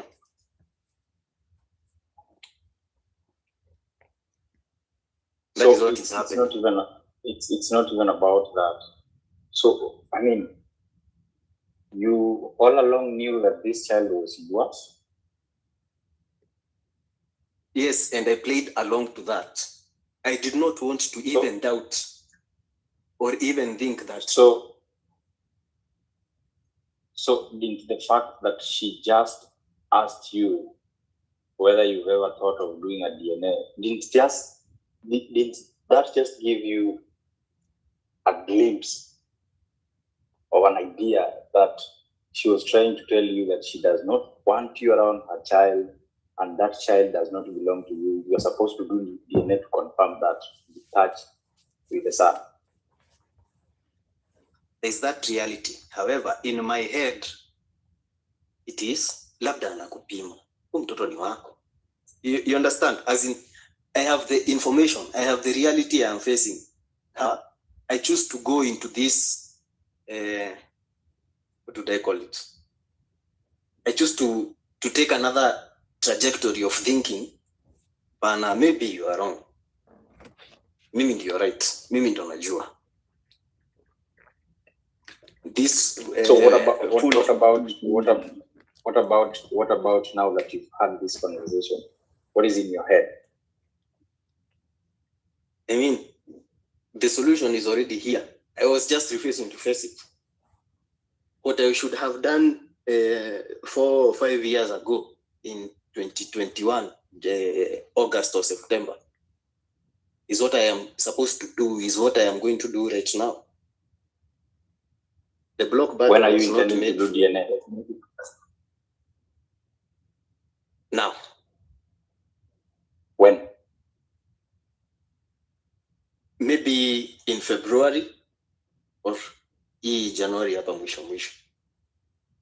Because of course, when I cut her off, if it's not my son, hata letwa kwangu. Pelekwa kwa baba yake wa ukweli. But if she still insists, atamleta kwangu, and that now gives me the opportunity ya kufanya DNA. Are you saying the condition, you are going to do the DNA on condition that she bring the child to you? Are you putting that as the condition for doing the DNA? Are you not just kicking the can down the road because you don't want to do the DNA? You had the child in November and December. You never needed her to bring the child to you for you to do the DNA. You have access to the child. But now you are predicating it on the fact that she give you the child first. Then you say, oh, before you accept the child, let me do DNA. Wacha kutupima akili bwana. Wacha wazimu. This is not what I mean. No, that's what you just said. Bro, I don't know a lot of things, However, but I know how to listen. yes. And you know, IQ, the main reason as to why she might probably be asking this guy whether she has ever thought of doing, or whether he has ever thought of doing a DNA or not, is because she started with this guy loitering around and her son. He wants this guy to do DNA and realize that the child is not his, so that he can just walk away. And so now she will have a reason of saying kuna ile say wanasemanga IQ akufukuzaya kuambi toka.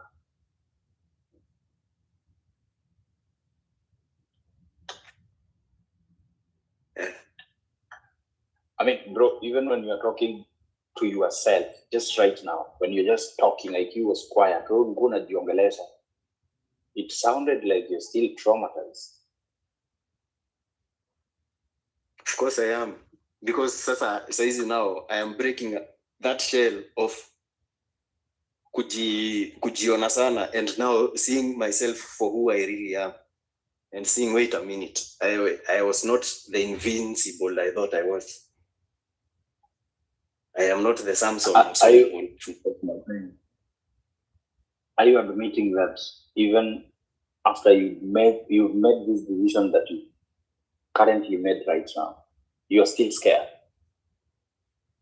Right now, as you speak, you're still scared. My hands are very sweaty at the moment. Because now I am realizing. Because I am realizing, wait a minute. Miss you, I'm saying. I'm not what I thought I was. It's now, it's now coming home to roost. Now, ndio sasa sindano inaingia, dawa inaingia vizuri. That's why you hear me going on this trajectory of just talking to myself and bashing myself. Sababu, I cannot believe I was that blind and blinded by my own ego. Sababu I thought mimi aje haiwezi ni hapenia. It only happens out there. You know? So, yeah. So that's why you're consoling yourself that you're not the first person this is happening to in your family. Exactly. Sasa ni ile ime happen ni sawa, lakini yuko peke yangu. I have company. So there's a possibility that even after this conversation, you might end up second guessing yourself. No, that is already decided. Uongo. There's no uongo.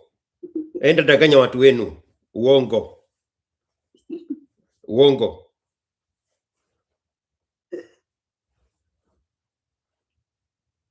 Umesikia amesema ana sweat. So maybe the reason you're saying all these things is because you have not reached a conclusion. You're just saying these things because you've been caught off guard.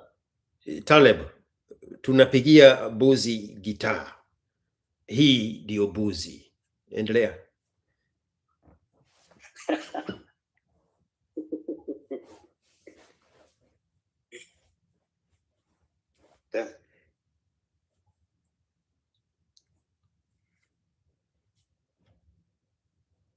So bro, this that moment you've been conned. Kuna ile moment una realizing, wait a minute, nimeoshwa. No, sasa I am in that very state. Yeah. Na hiyo pesa nilituma ilikuwa kweli ya house hunting ama nimeoshwa? No, I'm in that process of kujiconvince. Ni sawa nimeoshwa, lakini you know, ni mbaya. So it's so funny when you say that. It's so funny when you say. It's so funny when you say that. For how long have you been listening to Kibe as I heard you speak of something like that, or maybe IQ? Both of them from as early as Kitambo. Taleb, He was Are you Taleb. One moment, Taleb. He was listening to Kibe when this girl was pregnant. He came on Kibe and gave Kibe the story. Kibe, I am 22. I have impregnated a girl. What should I do? That's all you need to know how far he has been listening to the message. We don't even have to go to 2018, 2022, when he was 22 and the girl was 21 and he had just impregnated her. He came on Kibe and had a conversation, this same conversation about the same woman.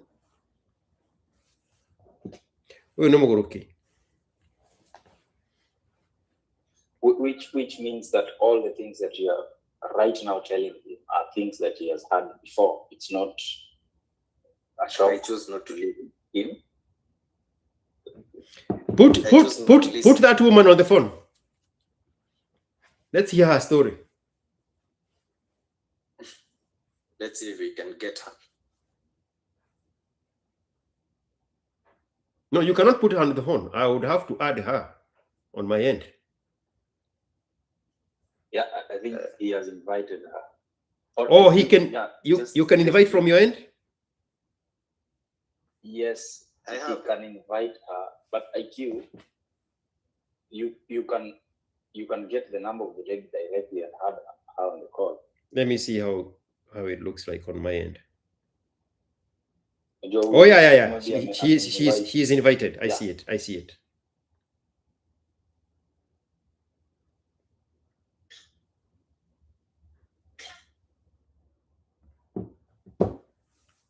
So when you invite someone, they receive it as a message. So the best thing to do is to just ring them. I'm seeing her last scene was at 6.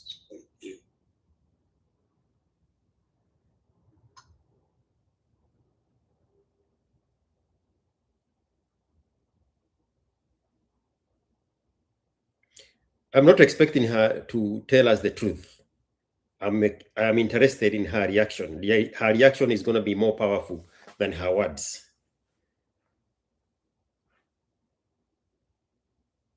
Why am I lost? Oh, it's right here.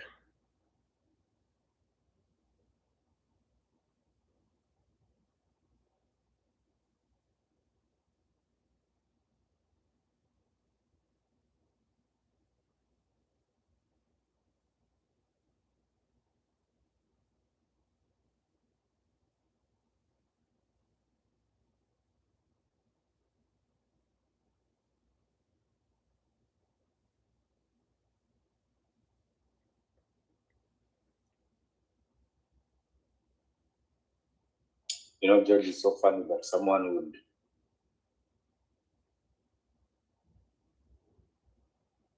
say it's so funny that someone would say they want to kill themselves. Bro. Bro, I hear people say that and I'm like, shit. This guy has mastered the art of the other side of the story, and he continually chooses that side, the peripheral.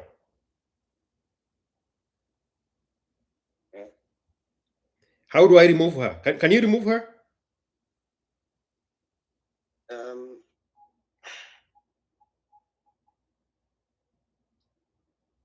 No, it's not possible to remove her. She has already joined her. No, she's not. Oh, let me see.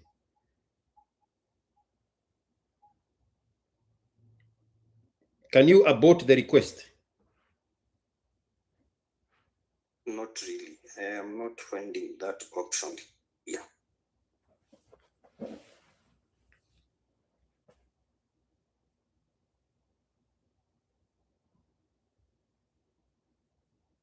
Maybe I should disconnect and then call again, because I sent the invite. Disconnect and I'm gonna be the one calling you.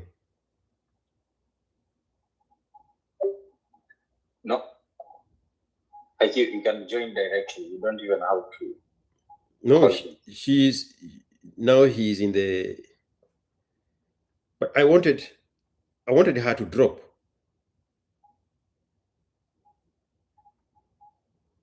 Stay with me, Angola.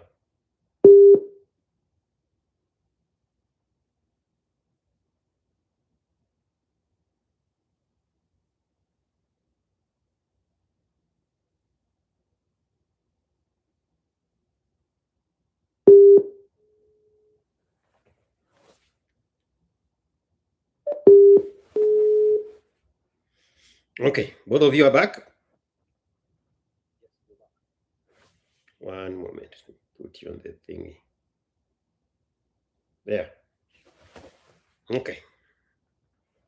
Stay there.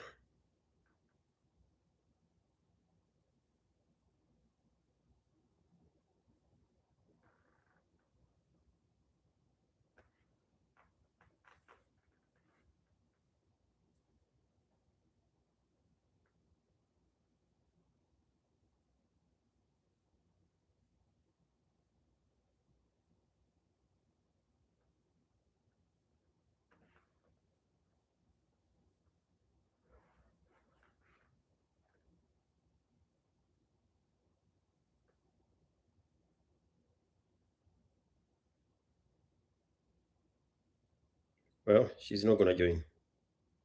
Either way.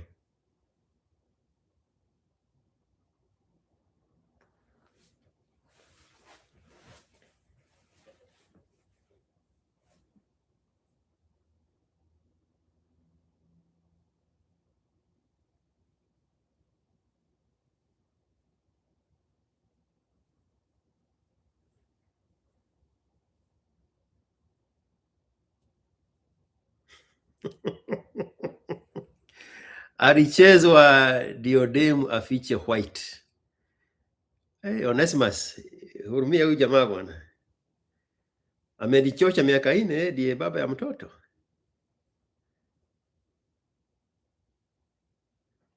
No, that guy is not going to answer the phone.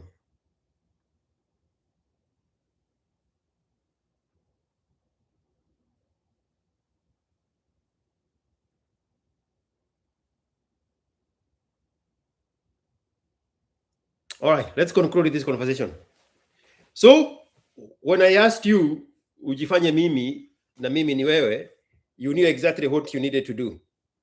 So go and do those things as yourself, because you are yourself.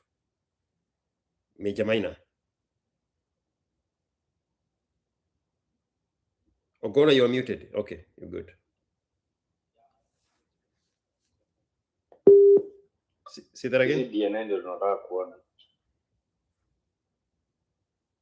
No, this guy already know he's not the father. He's taking us through these emotional roller coasters that he wanted us to participate in. He's a poor. Nobody swindled your seed. You destroyed some young 21-year-old woman's value. You wanted a placeholder. You wanted ownership in a placeholder's game. And now you don't know what to do with this big dog that you have been dealt.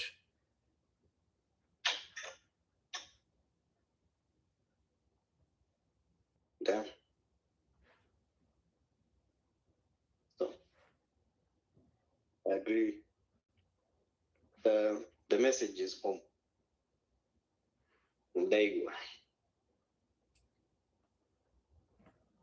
Ogora, anything else you want to say? Nothing, man.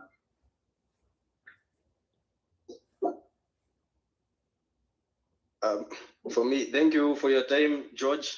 And nitakuja nimeuma makaratasi na mdomo nikwambie ndio hizi. Makaratasi ya nini? Ya DNA. Hakuna DNA. Najua sasa, wacha niende ni confirm. Hakuna DNA unafanya wewe. You're just saying what you think we want to hear. Sir. But again, I swear to God, Judge, come to think of it, because this is not the first time I'm hearing someone say this. There is this trend of people just coming out and claiming that they wanted to commit suicide at a certain point. I don't even believe that that's a thing. Most people who want to kill themselves are always found dead. Men, not people, men. Yes. Men. Yeah, we don't hear about it. We only see it.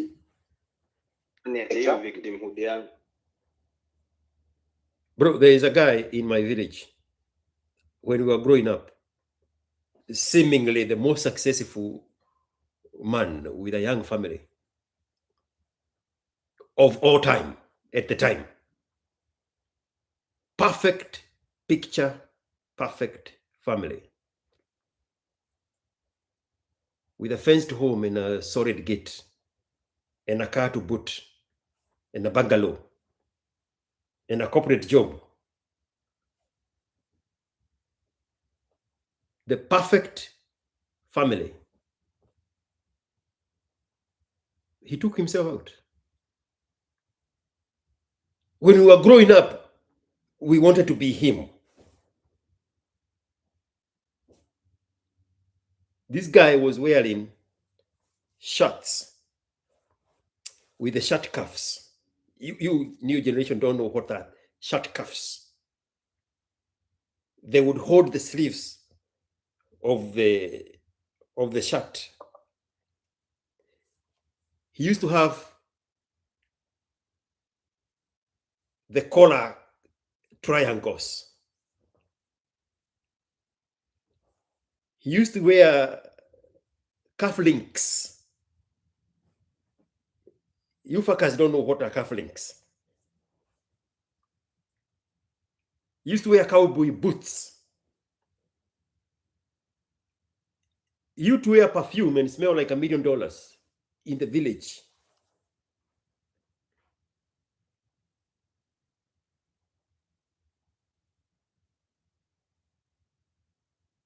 He donated seats to the church and put his name on the seats.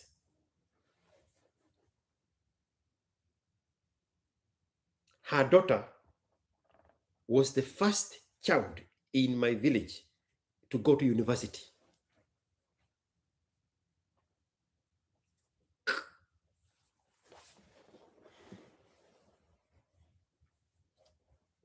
Yeah, these Gen Zs. Let me ask a rhetorical question. Are you a Gen Z at 25?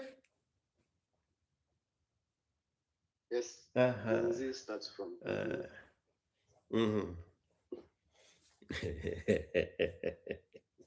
Because those stupid comments, I've only had them with these people of my generation, where someone just comes out and says that I have wanted to commit suicide at one point or the other. I think that's just something people come up with for other people to feel worry for them. It does not make sense. And the similarities in all of them is mama is strong in their life. I mean, we've been here more than an hour. We had very little about the father. All the messaging, all the conditioning, all the brainwashing is coming from mama. In his own words.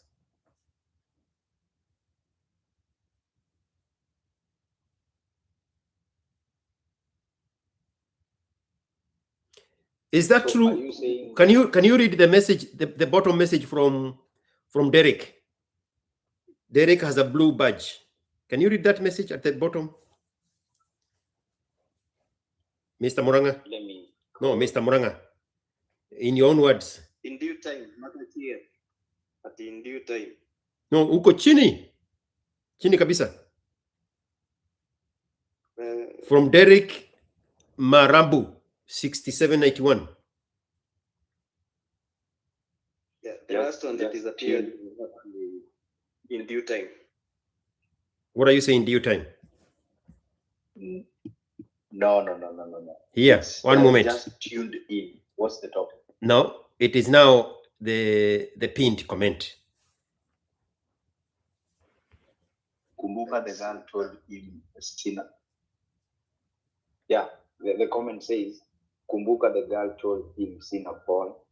Alafu after a month akakuja akamwambia oh ile ball shika. Is that true? Yeah. Yeah.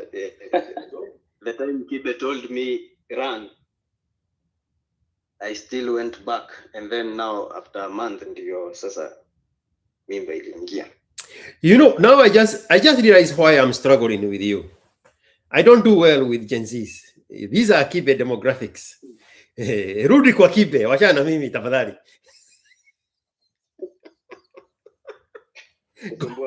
Go back to Kibe. Kibe is the one who has the patience for the Gen Zs. Mimi, my demographic is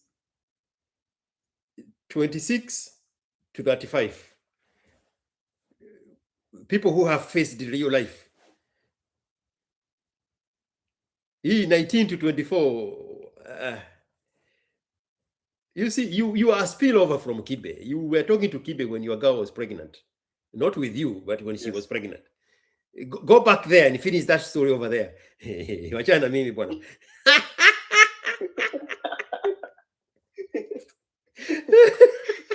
Hata nimekubo. Wacha mimi niuzie watu produce za Kamuru.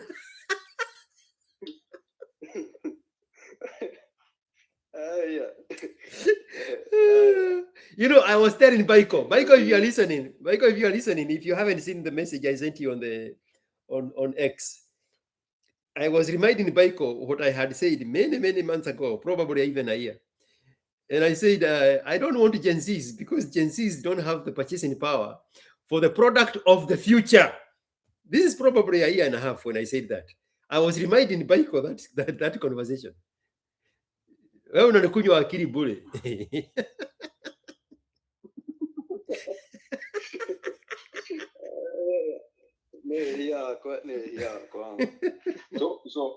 So I give them akwambia ana mimba, alafu after 1 month anakuja anakuambia hiyo mimba iliingia, hata umuulizi kwani what happened in that period. Sasa in that period 1 month later nilienda kwake, na sasa hapo sasa ndio inapelekana na mpaka ile time yenye aliza, because the first instance alikuwa amekaa kwangu. You see, it's not somebody we had known. He just went to his resource. He just went to his resource reservoir and picked up something to convince himself to the narrative that he can be comfortable with buying. Kaka amehesabu siku akasema it matches the time frame.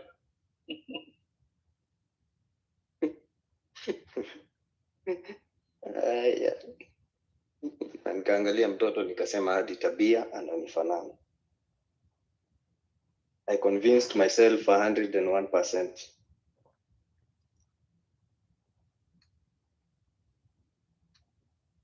In the song that I just made, I can't wait to replay it for you. Let me read you the verse that goes with you. There is a verse in there.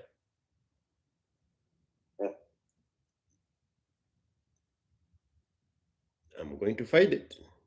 I will find it. There is a verse in there that says,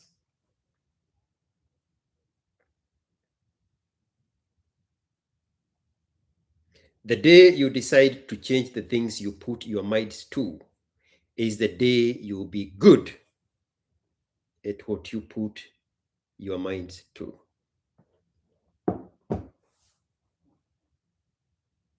Fanaticism is evidence of suppressed doubt.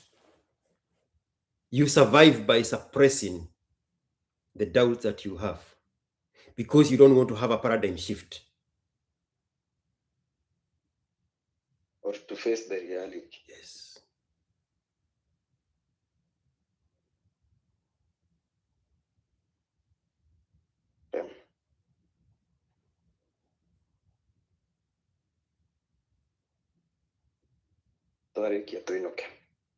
Sawa.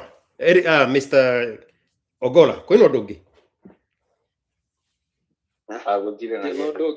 All right. We are done here. Thank you very much, George, for your time. You are not going to do the DNA because you already know the child is not yours. And chances are you have tried to impregnate these other women that you get abused because of, and they have not gotten pregnant. And you are doing that to check if everything is okay in the sperm production factory. And so you go back. No. You go back. Kwani unasomanga mtu akili? That is exactly bro, you are not my first rodeo. That is what I was thinking today. Ama nijaribu kwingine. You have already done it. Thing you said was on my today. Come on, I see. You want this guy to go commit suicide? Sasa tena unamwambia ana baby.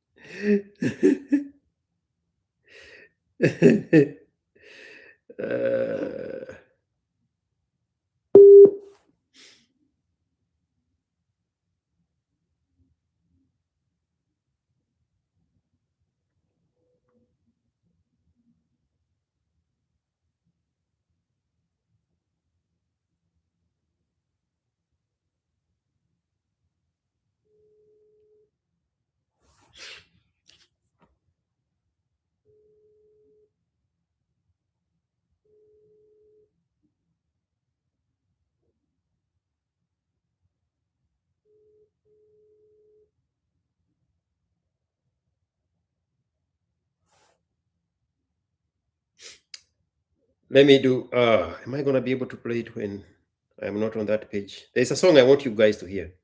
Let me play it first. It's my new anthem. I made it. Yeah. Welcome to IQ Watson channel. This is the extreme logic zone of the Ask IQ show. We conduct real talks here. Nothing is off limits. Nobody is off limit. The mark of the man is dependability and really ability, and he delivers the truth with honesty. Gentlemen. It's a commercial break for you to send M-Pesa. Yeah, that's what is happening here.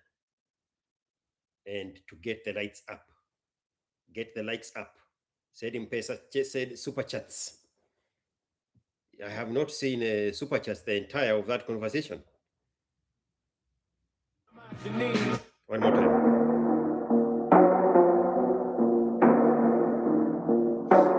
Yeah. Welcome to IQ Watson channel. This is the extreme logic zone of the Ask IQ show. We conduct real talks here. Nothing is off limits. Nobody is off limit. The mark of the man is dependability and really ability, and he delivers the truth with honesty. Gentlemen, minimize your needs. Uncomplicate your life. Simplify your routine. And constantly have things to look forward to. Do not involve women in your planning. They may be on the plan like a burger is on a menu, but not in the kitchen like the chef. Every man with an ambition has a period in their life where they build a foundation. No fucking around. No distractions. No excuses. Just pure tunnel vision. And building themselves. This is what separates the best from the rest. You are good at anything you put your mind to. The day you decide to change the things you put your mind to is the day you'll be good at what you put your mind to. Be protect your seed. Be deliberating, choosing the mother of your future children.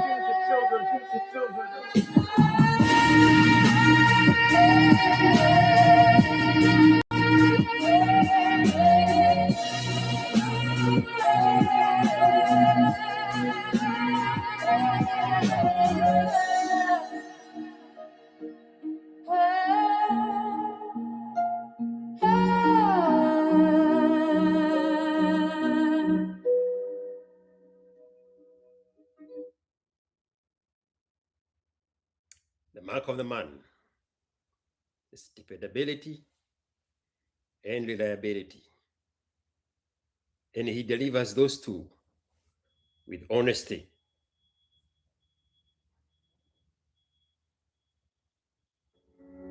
Welcome to IQ Watson channel.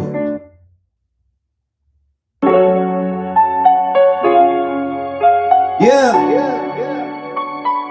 Welcome to IQ Watson channel. This is the Extreme Logic Zone.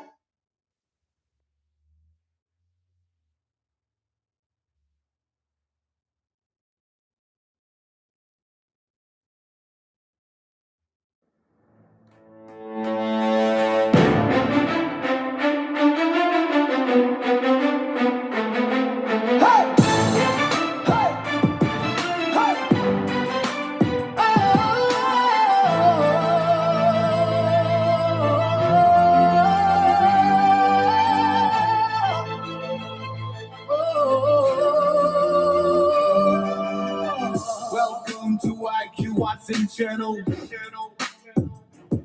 You are about to enter the Extreme Logic Zone on the Ask IQ show. We boldly talk about real issues without inhibitions or restrictions. We confront taboos and outdated beliefs, and we go there. Activate your brains, elevate your mind, and let's have a real conversation. With being a victim, stop projecting, stop the blame game, elevate and take charge.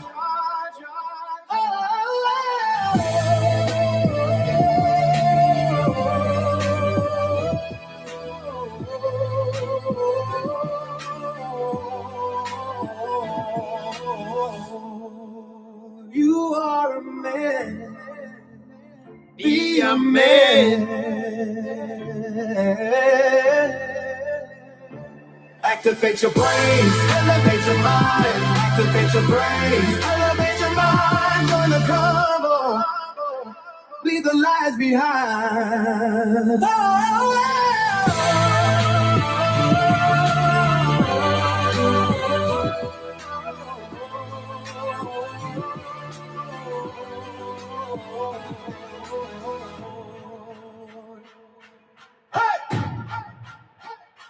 Activate your brains. Elevate your mind.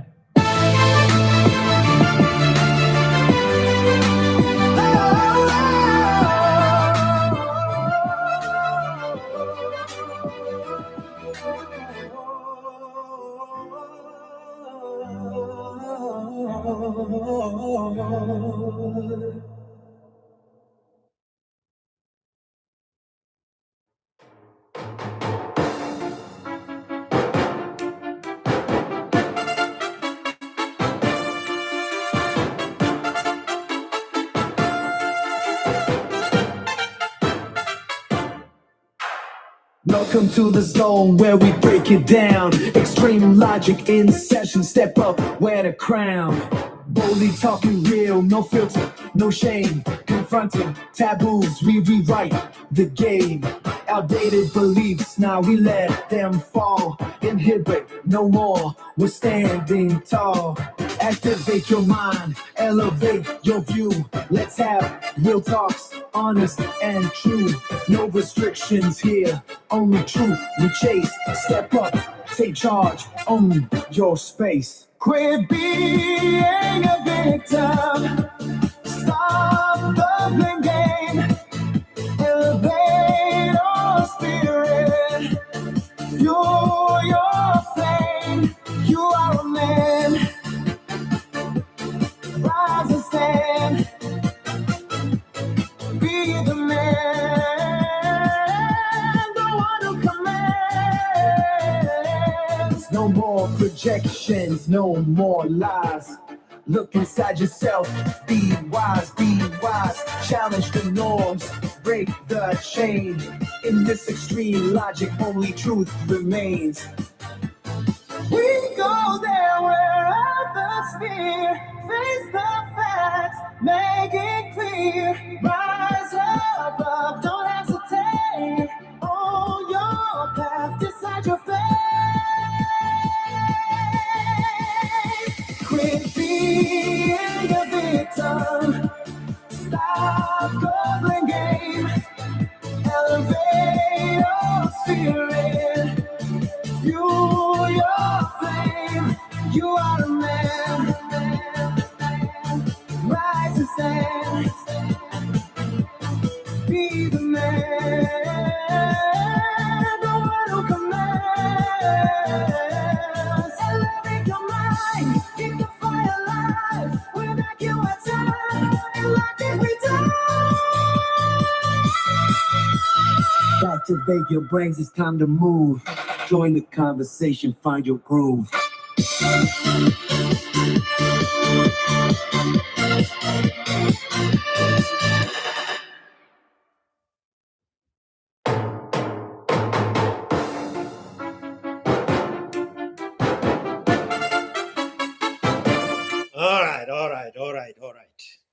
All right. So there's a question here. Did you believe the guy? Can you see that interactive Q&A? I don't know why I was expecting you to respond. Did you see the Q&A in the stream, in the comment section?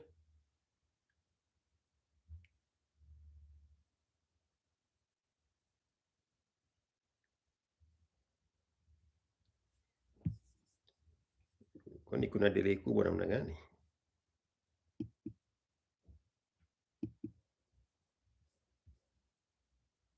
Um, 200 Kenya shillings in super chat from Jose. This song should be playing on my car speakers.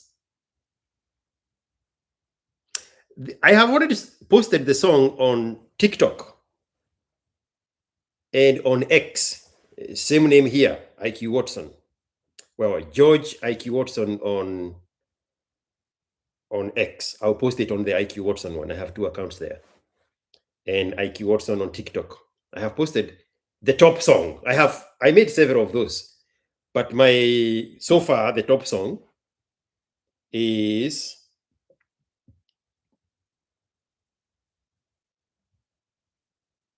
the Extreme Logic one. Kuna kagap kwa story. What gap? Oh, you are responding to the question. If you believe the guy. Okay. This is my favorite one. And then after this, we have been here almost 4 hours. So once more song, if you guys don't have anything else to say, then we will be done. Here is my top pick of the songs I made yesterday. If you are just joining now, let me go back there. I made this particular song I'm going to play from several of my ex posts on my Twitter. Several of them. And one of them is, the mark of the man is dependability and reliability, and he delivers the two with honesty. Gentlemen, minimize your needs and complicate your life, simplify your routine, and constantly have something to look forward to. That last sentence, guys, you don't know how important is that. How that is. Always have something to look forward to. That's what gives you life.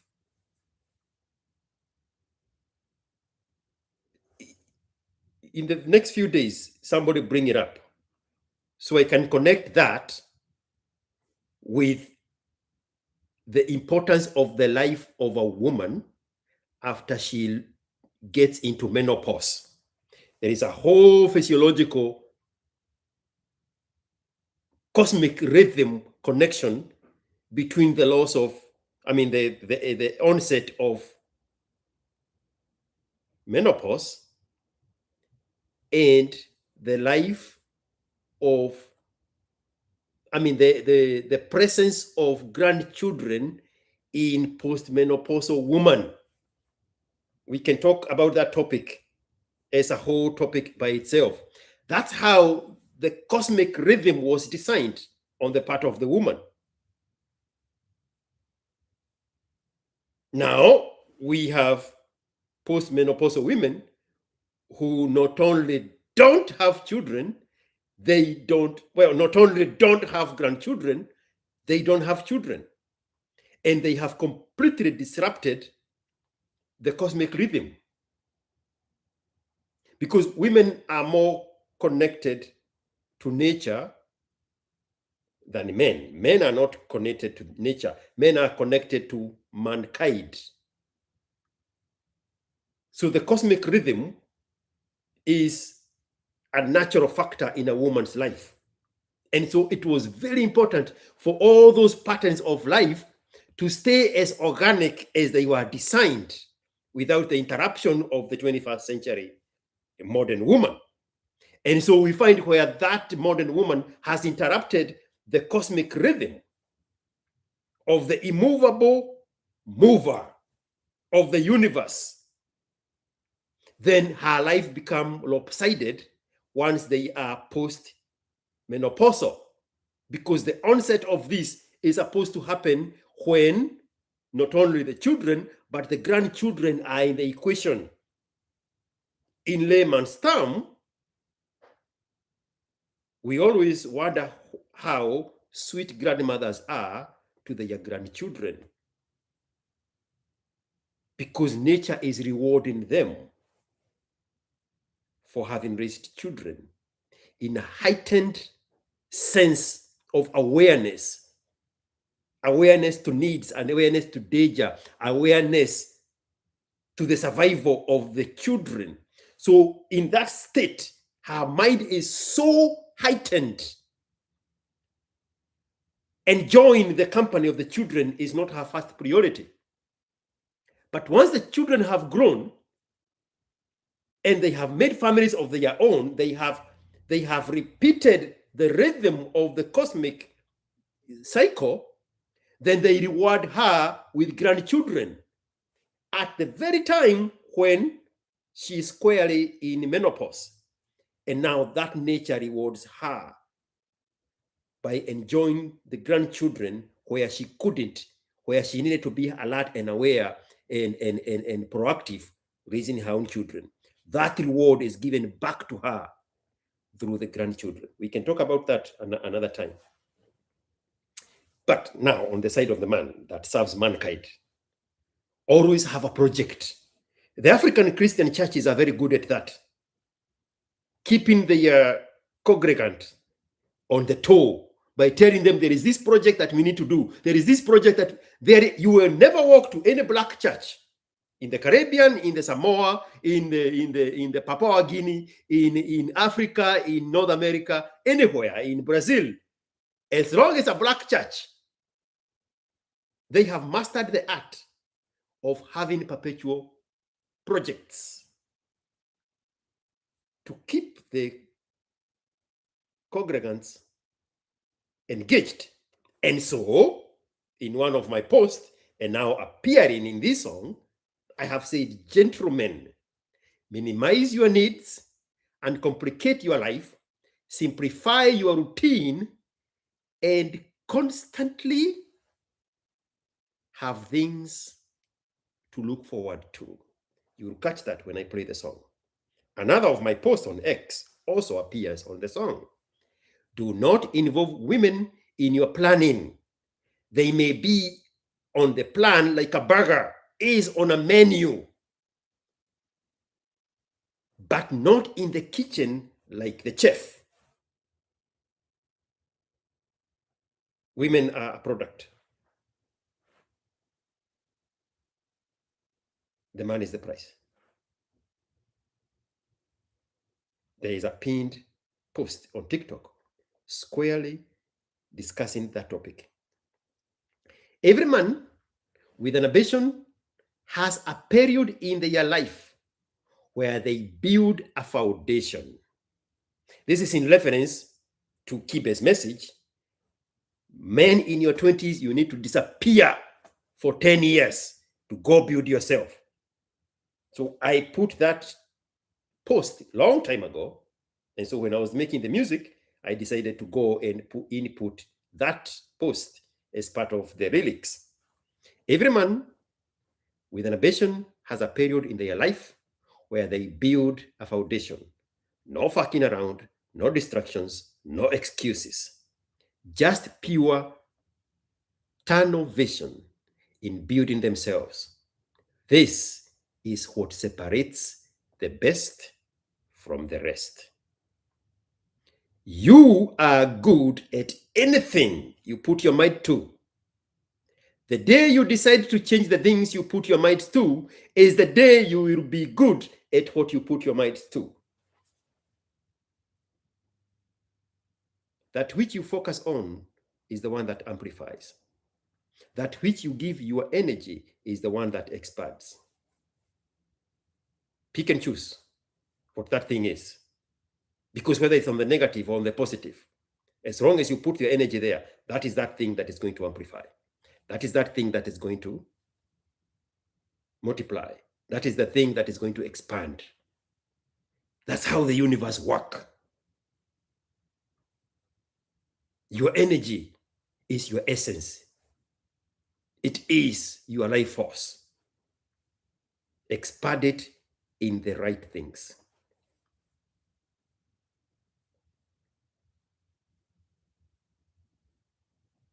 You are good at anything you put your mind to. The day you decide to change the things you put your mind to is the day you will be good at what you put your mind to. Protect your seed. So the full version of this post, there was just a limited amount of words I could use. The full post on X, it says, gentlemen, your primary duty is to protect your seed. Be deliberate and intentional in choosing the mother of your future children.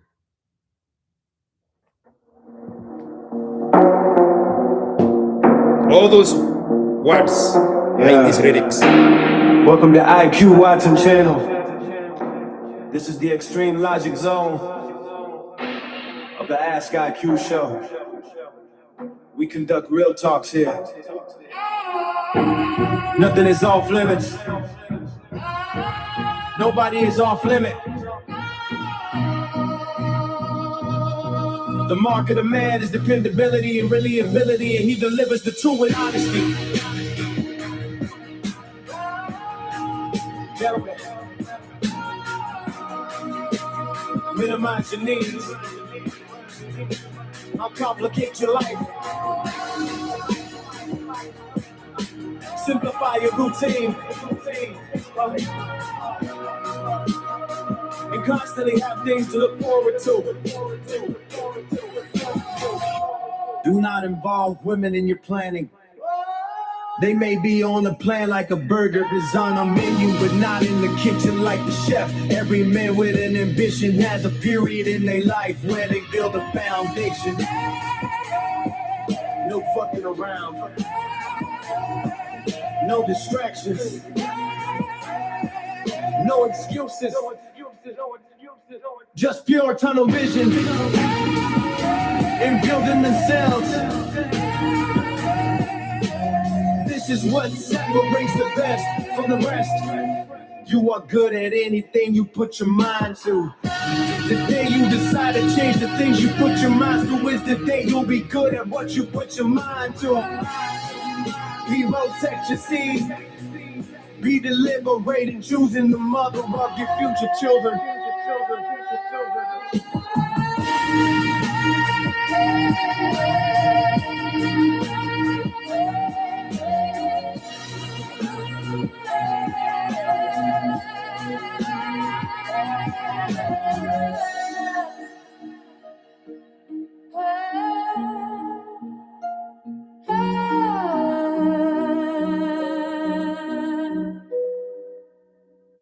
Kwenodoge. I think we are done for now.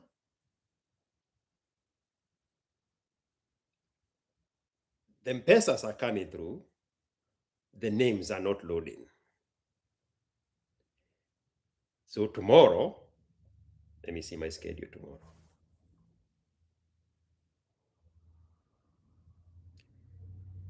Yeah, tomorrow we can have another space. We can have another life. Tomorrow is when they will have loaded, and I will mention those names. For now,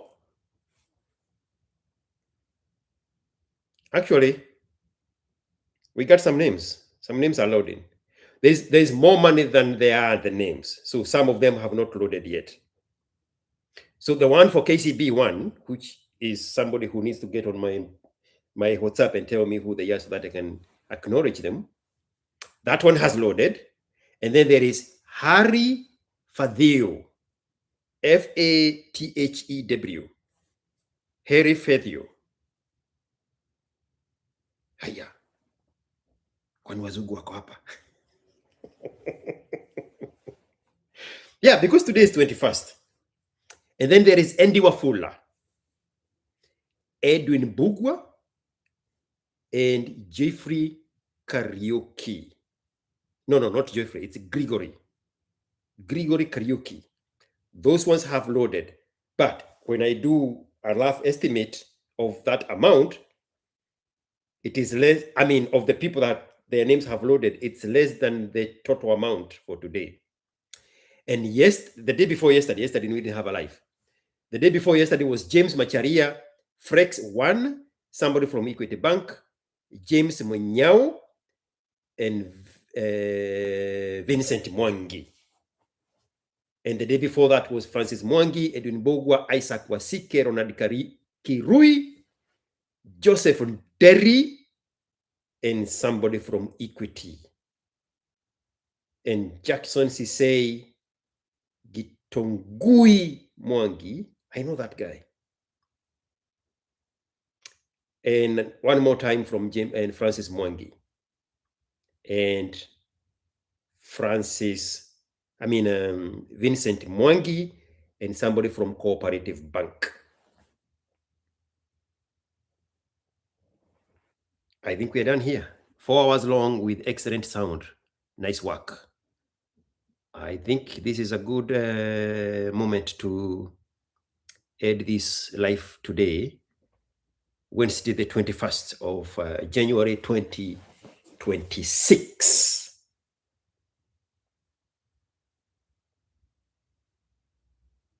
Let me see if there's a song I have not played. You know, the day before yesterday, I offered Gen Zs for a chance to name a price of their choosing, the price with a C, Kikuyu here. They make me a song, and they send that song to me at their price. 24 hours, nobody responded. So yesterday, I figured out how to do it myself. I'm going to eat that money. Let me see the good song. Welcome to IQ Watson channel. Welcome to IQ Watson channel.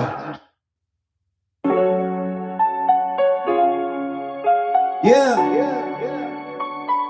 Welcome to IQ Watson channel. I'm looking for something more unique, something that we haven't had. All right. That's it. Thank you so much, everybody.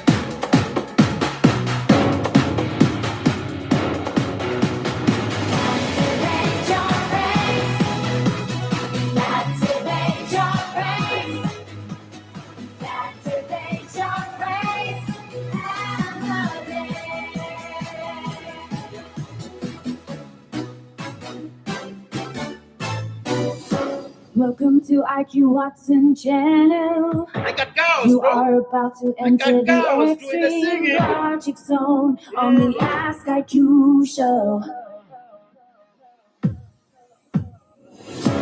We boldly talk about real issues without inhibitions or restrictions. We confront taboos and outdated beliefs, and we go there. Activate your brains, elevate your mind, and let's have a real conversation.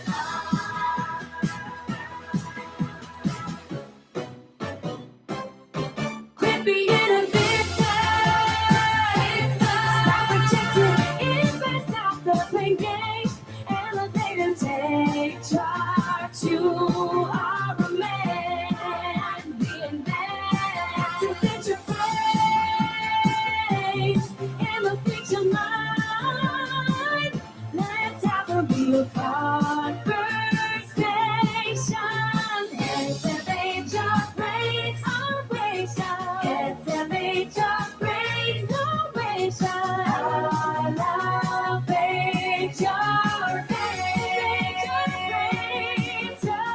Activate your brains. Oh, activate your brains. Elevate your